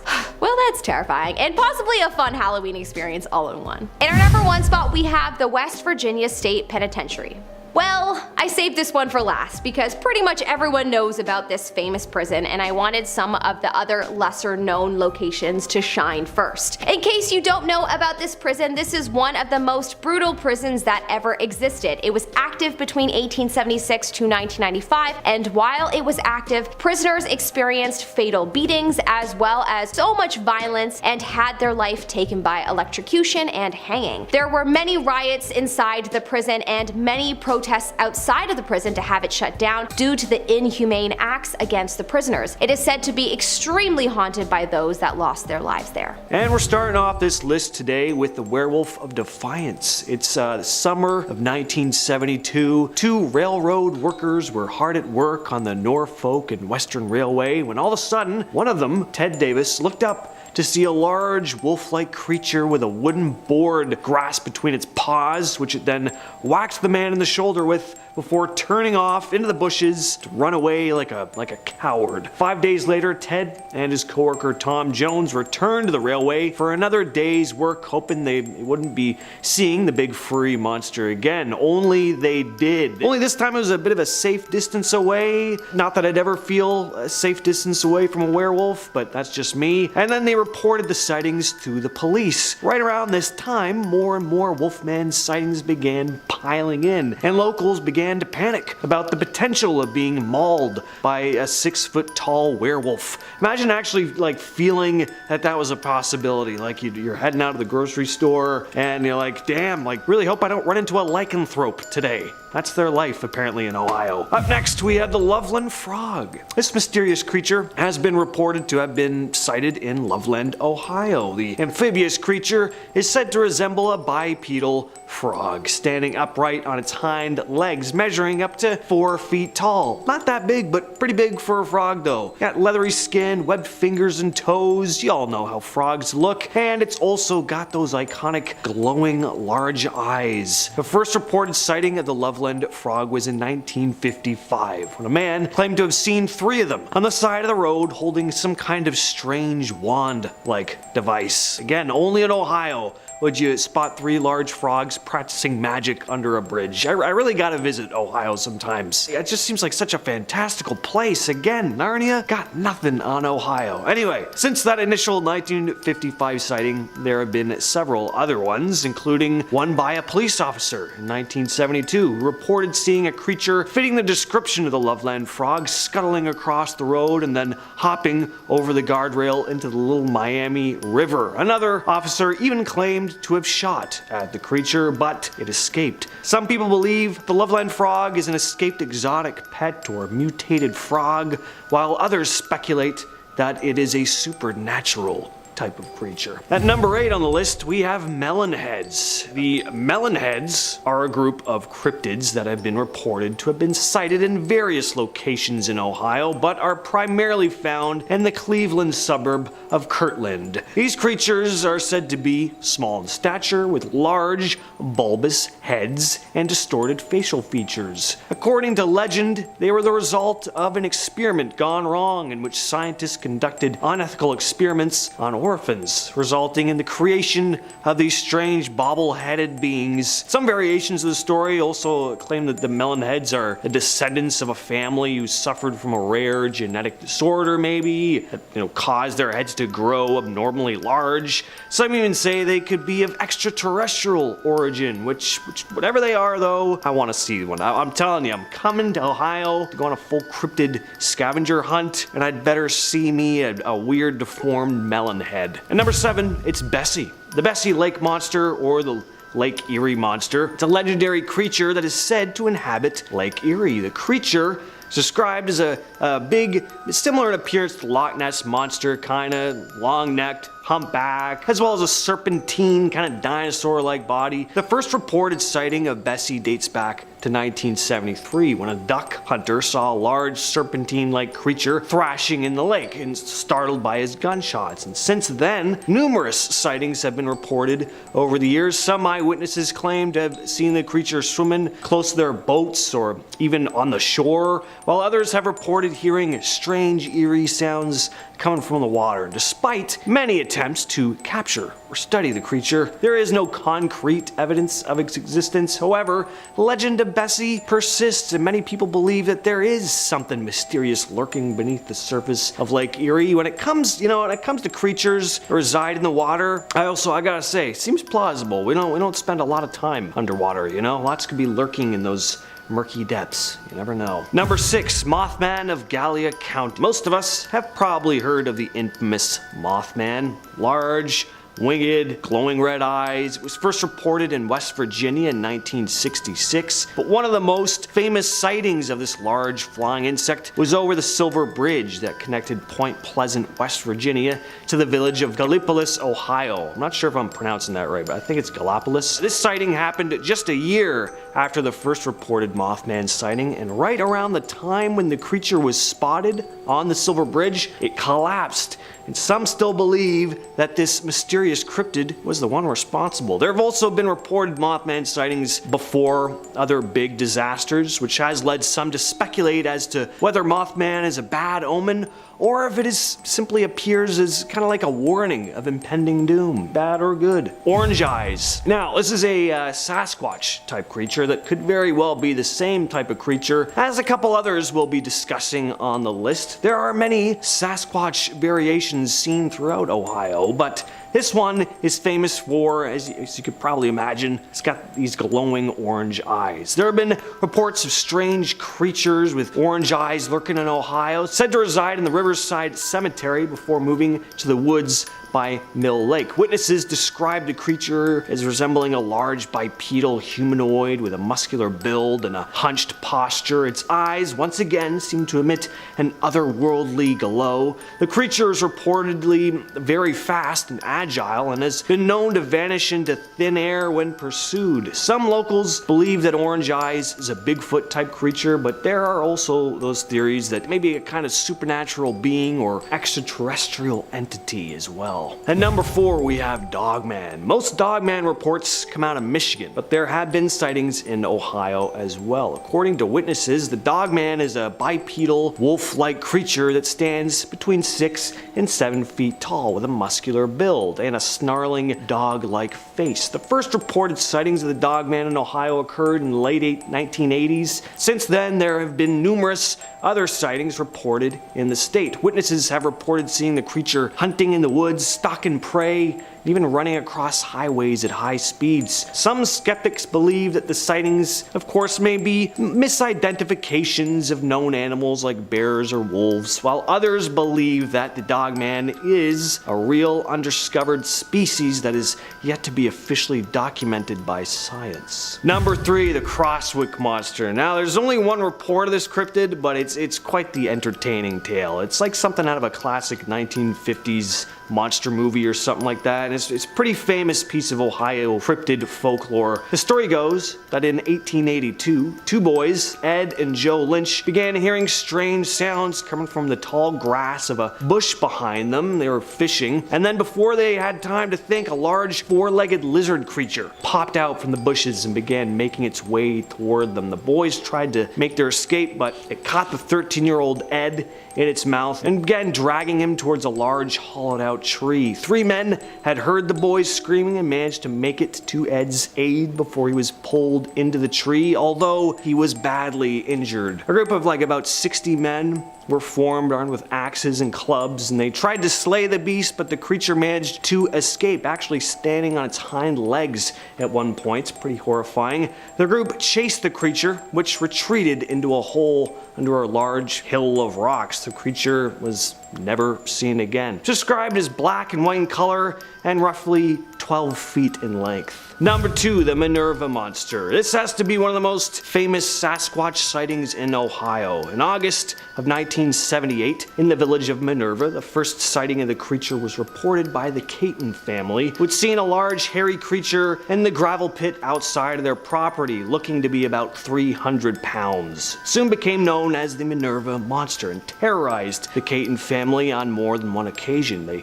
described seeing it peering through their kitchen window one night, awful, and when police came to investigate, they saw large footprints around their home with a terrible smell lingering in the air. The creature was also reported to have thrown rocks at their home one day, and they even reported seeing two large hairy bipeds on a hill by the strip mine near their property. The family has been adamant about what they saw ever since, and their story has remained consistent. It wasn't just the Catons who had run-ins with the large ape-like creature, though. Other locals began reporting seeing a similar creature in and around the Minerva area around the same time. And that's going to bring us to our number 1 spot, the Ohio Grassman. There's a very good chance that the Minerva Monster and Orange Eyes are the very same creature I'm describing here, as they're all big, all furry, ape-like creatures. Grassman is pretty much Ohio's nickname for Bigfoot, described as a large, hairy, bipedal creature standing between 7 and 9 feet tall. Grassman is said to have human-like face and a muscular build. Witnesses have reported hearing eerie vocalizations and howls coming from the woods, as well as seeing large footprints that they believe belong to the creature. The first reported sightings of the Ohio Grassman occurred in the late 1800s, but the creature gained widespread attention in the 1970s when multiple sightings were reported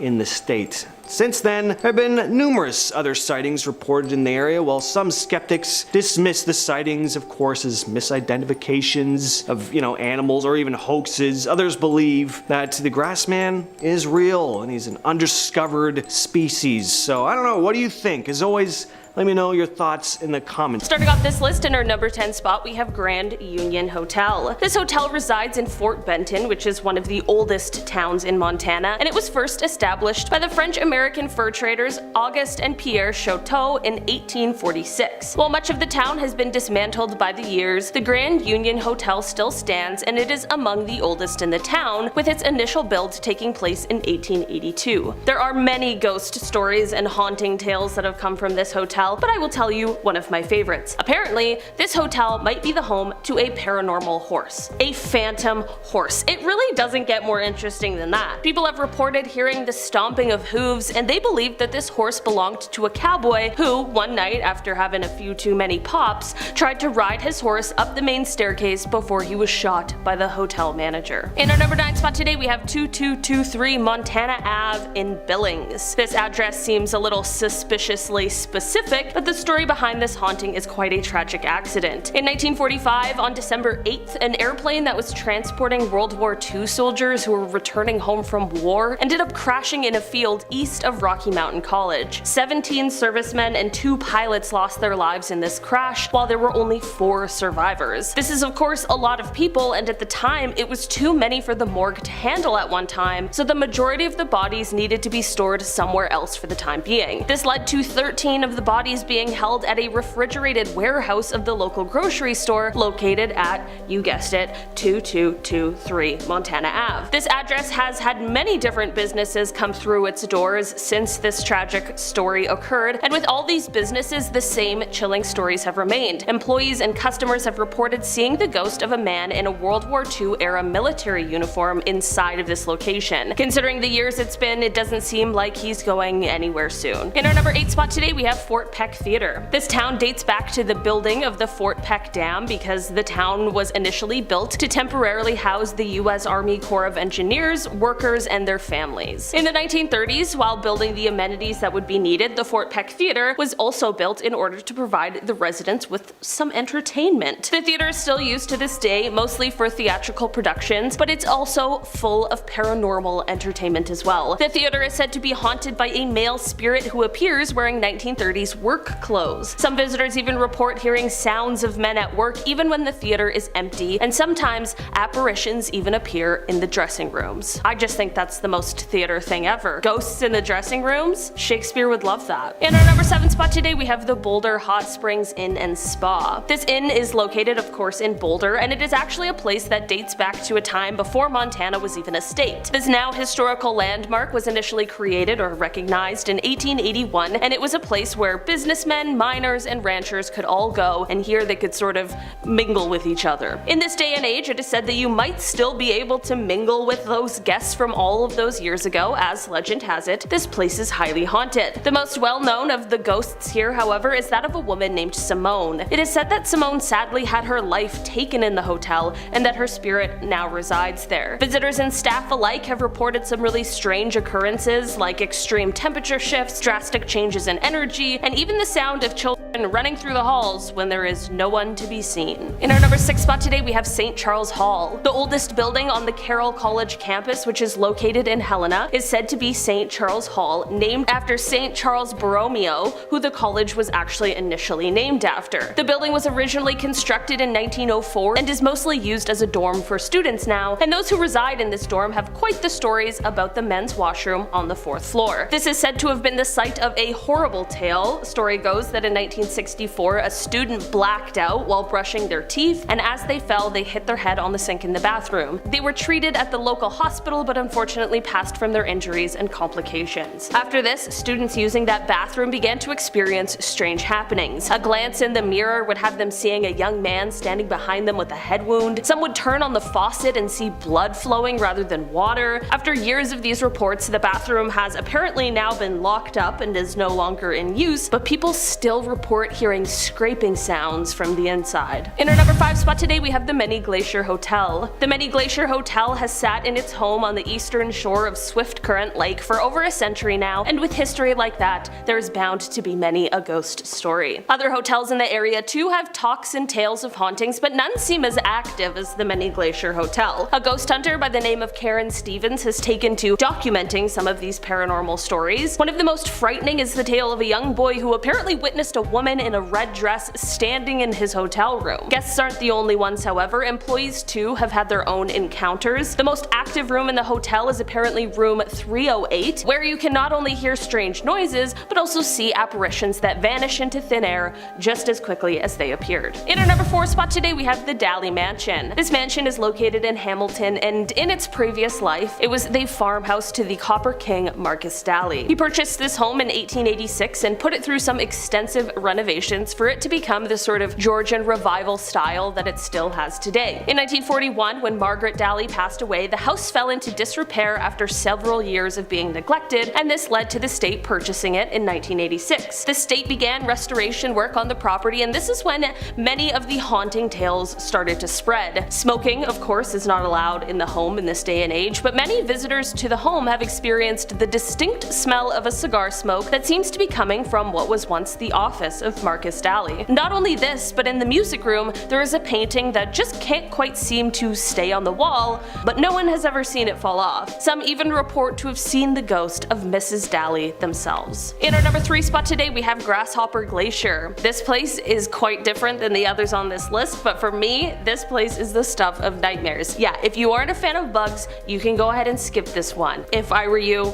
I would go. A glacier in Montana is the home to many grasshoppers and locusts. Yeah, imagine heading to a glacier, but you forgot bug spray. What a fool. Oh wait, I forgot. Grasshoppers, they don't care. They aren't mosquitoes. They're absolute savages. Appropriately named Grasshopper Glacier, the mile-long glacier near Crook City holds the remains of extinct grasshoppers. The only thing worse is if they all came back to life. These guys likely were in the middle of travel when they found themselves stuck in a blizzard, and now they're stuck for the foreseeable future. This is like a very forbidden version of one of those like scorpion lollipops. In our number 2 spot today we have Virginia City. This town is often referred to as a ghost town due to the fact that as of 2020, the population sat just slightly over 200 people, and it is no surprise that this ghost town is said to be the home of some of Montana's most famous hauntings. Virginia City was first founded in 1863 by prospectors who originally named the area after the wife of Confederate President Jefferson Davis. The name was only changed when a judge, Judge G.G. Bissell, who was signing the town's registration, objected to the name and instead ruled it to be called Virginia. The town's population began to grow once people heard of the nearby gold deposits and discoveries. As the town grew, there wasn't sufficient law enforcement, which meant that there were a lot of vigilantes out there looking to take the law into their own hands. This led to many people who were suspected of being traveling robbers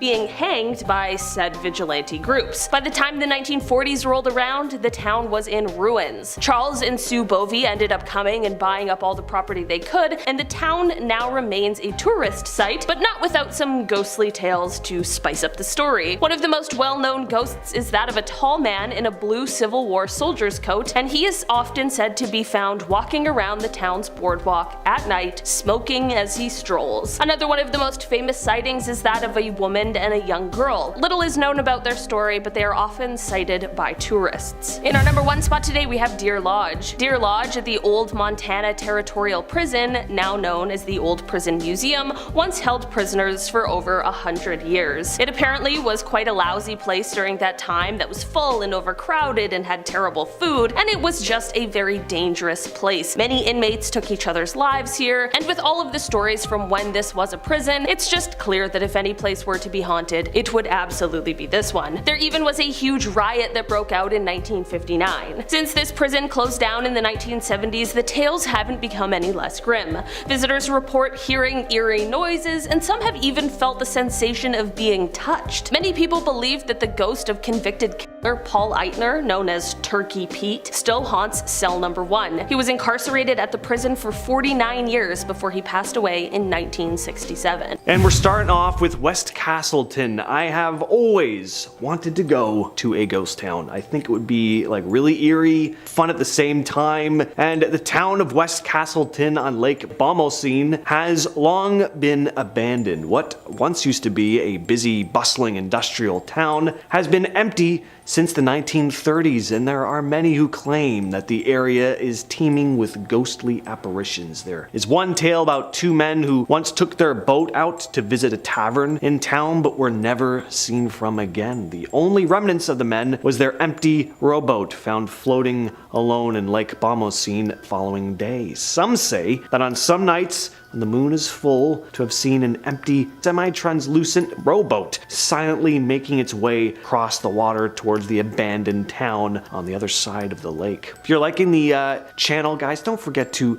comment and subscribe. It really helps us out more than you probably know. Alright, on to number 9. At number 9 we have Montpelier Cemetery, more specifically the Black Agnes statue, sitting atop the grave of John Hubbard, a notorious crook in the late 1800s who swindled his way into gaining his aunt's inheritance, which was meant to go to the city. He received his aunt's estate to the frustration of the city leaders, but died of liver cancer just a few years later. This statue is pretty famous for being one of the most haunted items in the state of Vermont. And just looking at it doesn't really surprise me much. I don't really believe in curses myself. I've never been cursed, at least that I know of, and I've never successfully cursed anyone else, though I have tried on a number of occasions. But looking at a statue like this, I could see why people would feel a little uneasy around it, especially upon learning that the statue is meant to be the personification of death itself, the Greek god Thanatos. It is said that if you sit on the statue's lap, you'll be met with misfortune, and if you dare sit upon it on a full moon at midnight,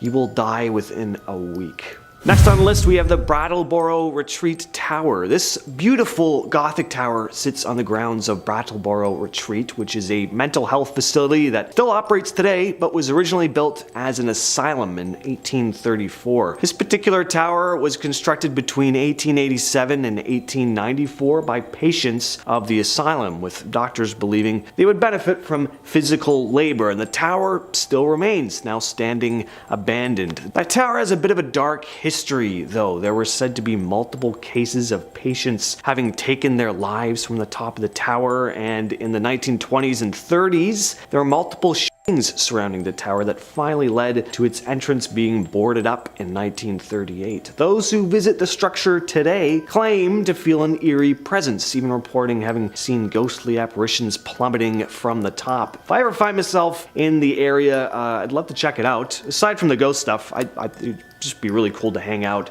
by this Gothic tower in the middle of a forest. Glastonbury Mountain, located in Bennington County's Green Mountain National Forest, has been the breeding ground for all sorts of paranormal activity. If you decide to traverse the mountain, you just might happen across a Sasquatch or spot a UFO in the sky. There's even an Algonquin legend about a stone that devours people. And if all that isn't enough to pique your interest, the area is also said to be cursed. 5 hikers known to have gone missing in the area between 1945 to 1950. Only one body was ever found, and the cause of death was never determined. There have also been so many strange occurrences in the area. It's often referred to as the Bennington Triangle, like the Bermuda Triangle. See, you get it. Number 6, the Dutton House in Shelburne Museum. Shelburne Museum is a collection of various historical buildings, most of which have been moved to the property from other locations. And one of these structures is the Dutton House. The home was built by the Dutton family in Cavendish, Vermont in 1781, and 11 people are thought to have died in the home, and it was left abandoned for decades before being moved to the museum in 1950. Staff say they've seen some pretty strange things in there, like the sound of a little girl crying, which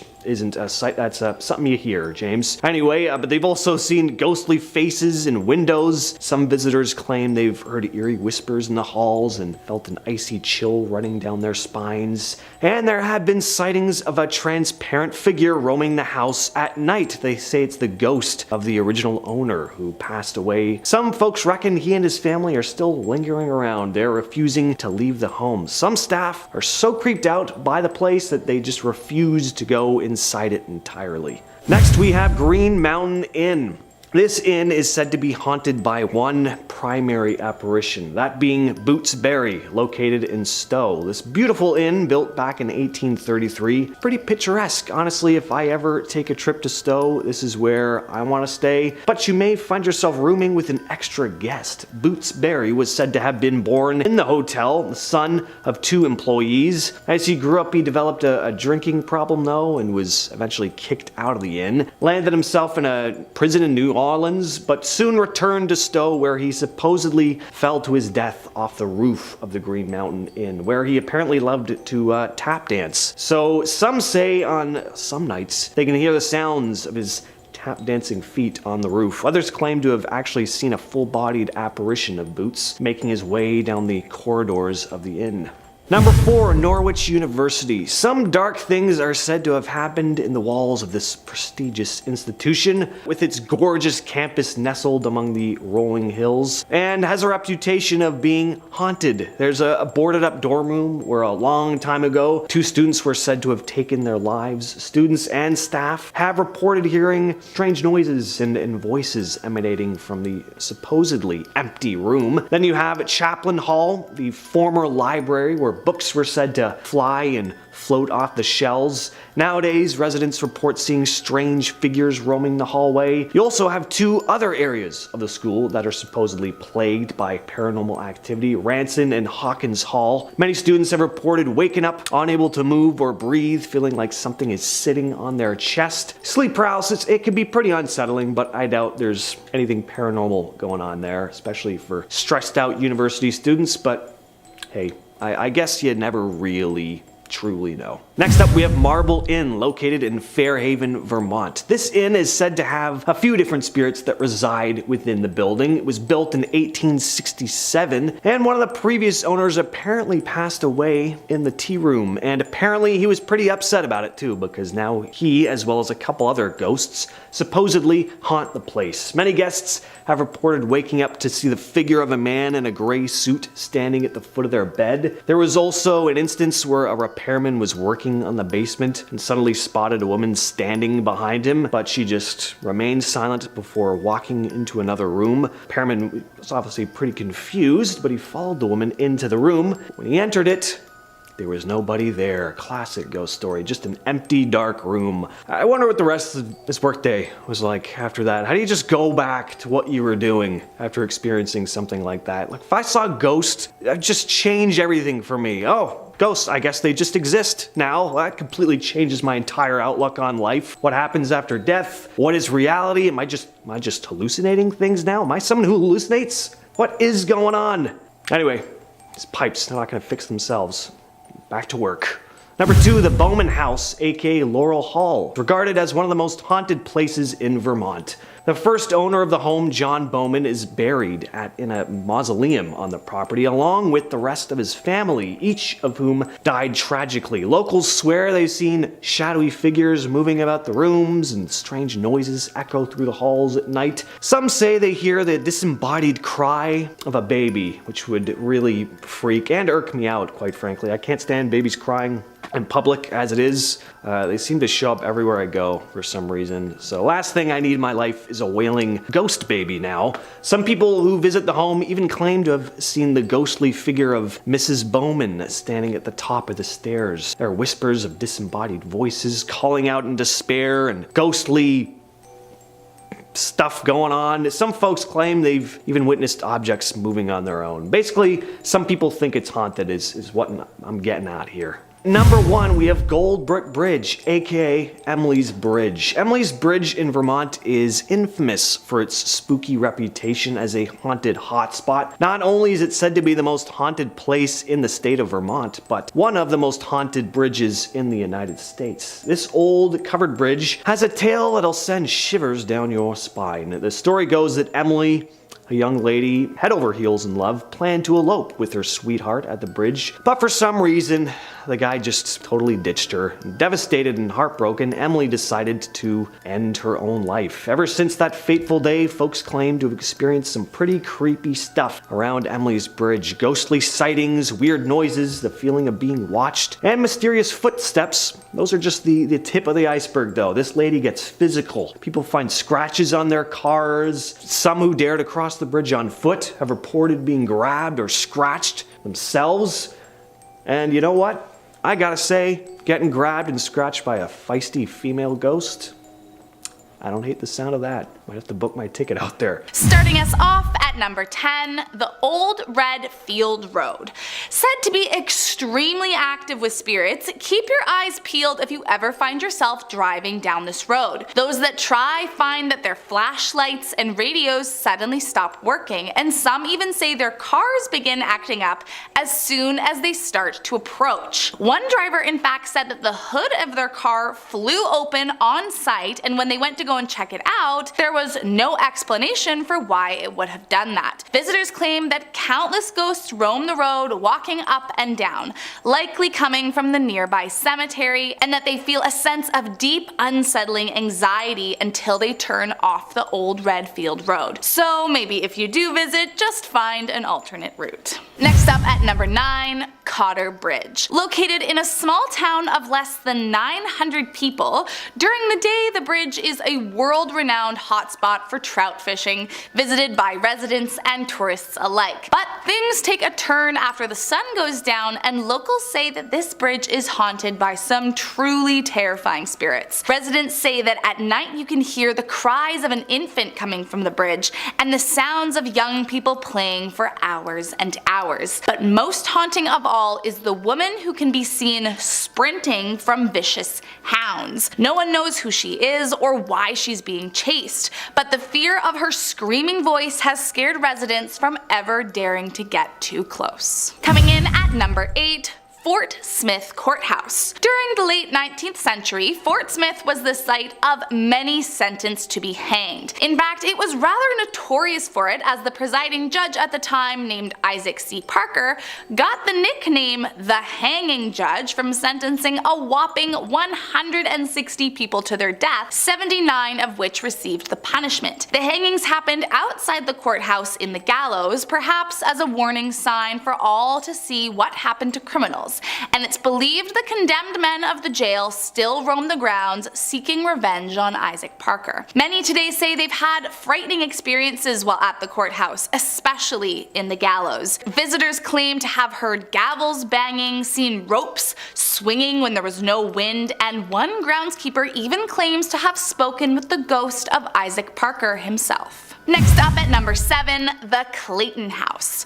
Originally built in the 1800s as a Civil War hospital, it wasn't until 1882 when William Clayton moved his family into the now historical home. The family seemed to have a fairly happy life in their home, but I guess with roots as a hospital, ghosts flock to it and continue to haunt it to this day. The former director of the site, Martha, says that as soon as she started working there, she knew something was off. Doors would slam in the middle of the night, she would hear footsteps from down the hall when no one was there, and one room on the second floor would always sound like music was playing from inside. Then, in 2008, a carpenter who was doing some repairs on the building took pictures to keep track of the progress, but when those photos got developed, he saw a woman dressed in brown lurking in the back of one of his photos, and he wasn't the only one to claim to have seen her lurking in the corners. After a while, Clayton's house had kind of a reputation, and so paranormal investigators started visiting,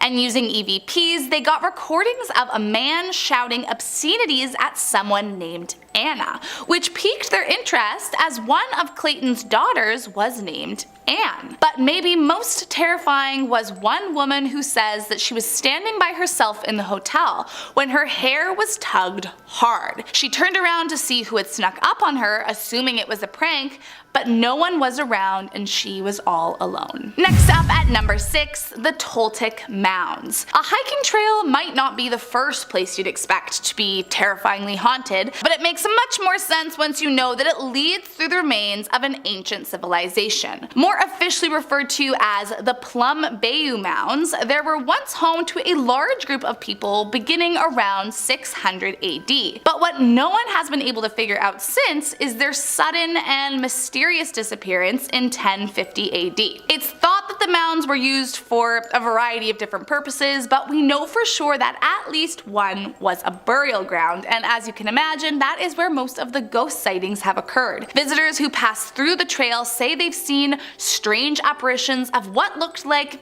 ancient people, along with mysterious orbs of light popping out of nowhere, and some say that if you walk by at night, you'll hear footsteps of the ancient civilization that will send you running as far away as you can. Coming in at number 5, the Basin Park Hotel. This hotel has long been the site of many paranormal sightings, although no one knows exactly why so many ghosts conjugate in this building. One belief is because the hotel possesses magical abilities due to the famous spring waters that it's built beside. During the 1800s, the indigenous people of the area talked about their holy springs, and it led many to believe that Eureka Springs had healing powers that could cure ailments and crippling conditions. Maybe these holy waters are what make the spirits more visible to the human eye today. Most famously, in room 307 lies the ghost of a cowboy who's been known to taunt the guests who stay there, waking them up in the middle of the night.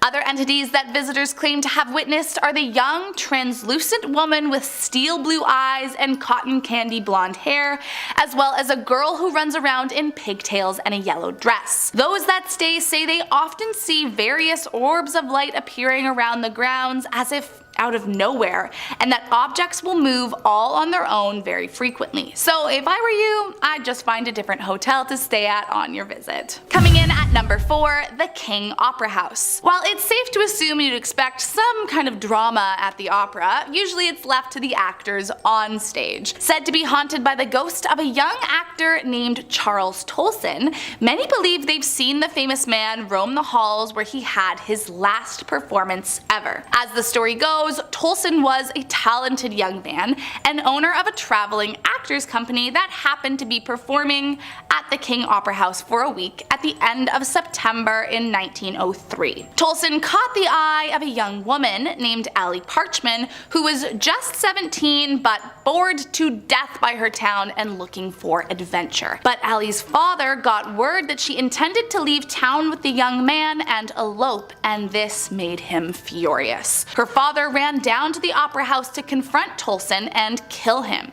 When he arrived, he shot him 3 times, and although Tolson didn't die then, his life was over by the next day while in the hospital. Visitors of the opera house say they feel a strange sensation when they enter, like they're being watched constantly, and some even claim to have witnessed him lurking the halls in his Victorian cape and top hat. Next up at number 3, the Crescent Hotel and Spa. Not only is this Victorian beauty believed to be one of the most haunted places in Arkansas, but some have even said it might be one of the most haunted places in all of America. Before its time as a haunted hotel, it was a hospital run by a crooked doctor who fooled his cancer patients into thinking that there was a cure. So as you can imagine, it's riddled with spirits with a vengeance. Over the years, countless guests and staff have come forward telling their tales, claiming to have heard strange sensations, slamming doors, abrupt waking in the middle of the night, and even seeing full-bodied apparitions while staying in room 218. It is believed that the room is haunted by the ghost of Michael, who was a builder for the hotel that fell off the roof to his death back in 1885 and landed right in front of where room 218 sits. Others claim they've seen a middle-aged man with a white mustache sitting at the bar who vanishes out of sight. And in 1987, a guest said they saw a nurse pushing a gurney down the hallway in the middle of the night. But maybe most terrifying of all is room 202, where allegedly someone managed to photograph a ghost and prove its existence. Coming in at number 2, the Peel Mansion. Back in 1875, this mansion was built by a man named Samuel Peel. He was a US congressman and he lived in the home with his daughter Minnie. Both Peel and Minnie are said to haunt the house today, roaming the halls dressed in white, and often Minnie will play the piano if no one is in the room. But despite being the people the mansion is named after, they might not be the creepiest ghosts to haunt its halls. After the Peel family sold the mansion, a couple named Mr. and Mrs. English moved in with their family. One of their daughters, Marjorie, however, became very ill, and after discovering that she'd suffered from a burst appendix, a surgeon informed the family that she was not going to make it. After 10 days, Marjorie died and they covered her body in a sheet. But creepily, only a few hours after being pronounced dead, someone saw the sheet move. Marjorie was alive and went on to live for many more healthy years. But this troubled some of the staff on the farm, who believed that her spirit hadn't gotten back into her body and was somehow trapped under that sheet that others had seen moving. Years went by and Marjorie went back to her childhood home, only to find that the room where people thought she had died was closed off. When she asked why, she was told it was haunted by a little girl. But the question was, is it Minnie or somehow the lost spirit from Marjorie's almost death? And last up in our number 1 spot, Highway 365. The legend began back in 1973 when a man picked up a girl on a bridge in the night. She was covered in bruises and cuts and looked very scared. She told the man that she had been in a car accident and asked if he could drive her home. The man complied, and when they got to the house she said was hers, she suddenly vanished from his car. Too stunned to realize what he'd just witnessed, the man went up to the door of the house anyway. The door was answered by the girl's father, who said that she had just died on that very bridge last month. But he wasn't the only one to see the girl in white, as she became known. The next year, a different man picked up a young woman on a bridge and drove her home. When they arrived, she asked if he could knock on the door since the house was dark. But when the door opened, the girl was gone, and the mother explained that her daughter had died 1 year earlier that same night. Finally, another year went by, and another man picked up the same girl dressed in white near a bridge in the rain. He offered her his coat to keep her warm, and when they got to her house, she vanished along with his coat. After talking with the dead girl's parent, who said she visits every year on the anniversary of her death, he went to visit the girl's headstone only to find his missing coat draped across it.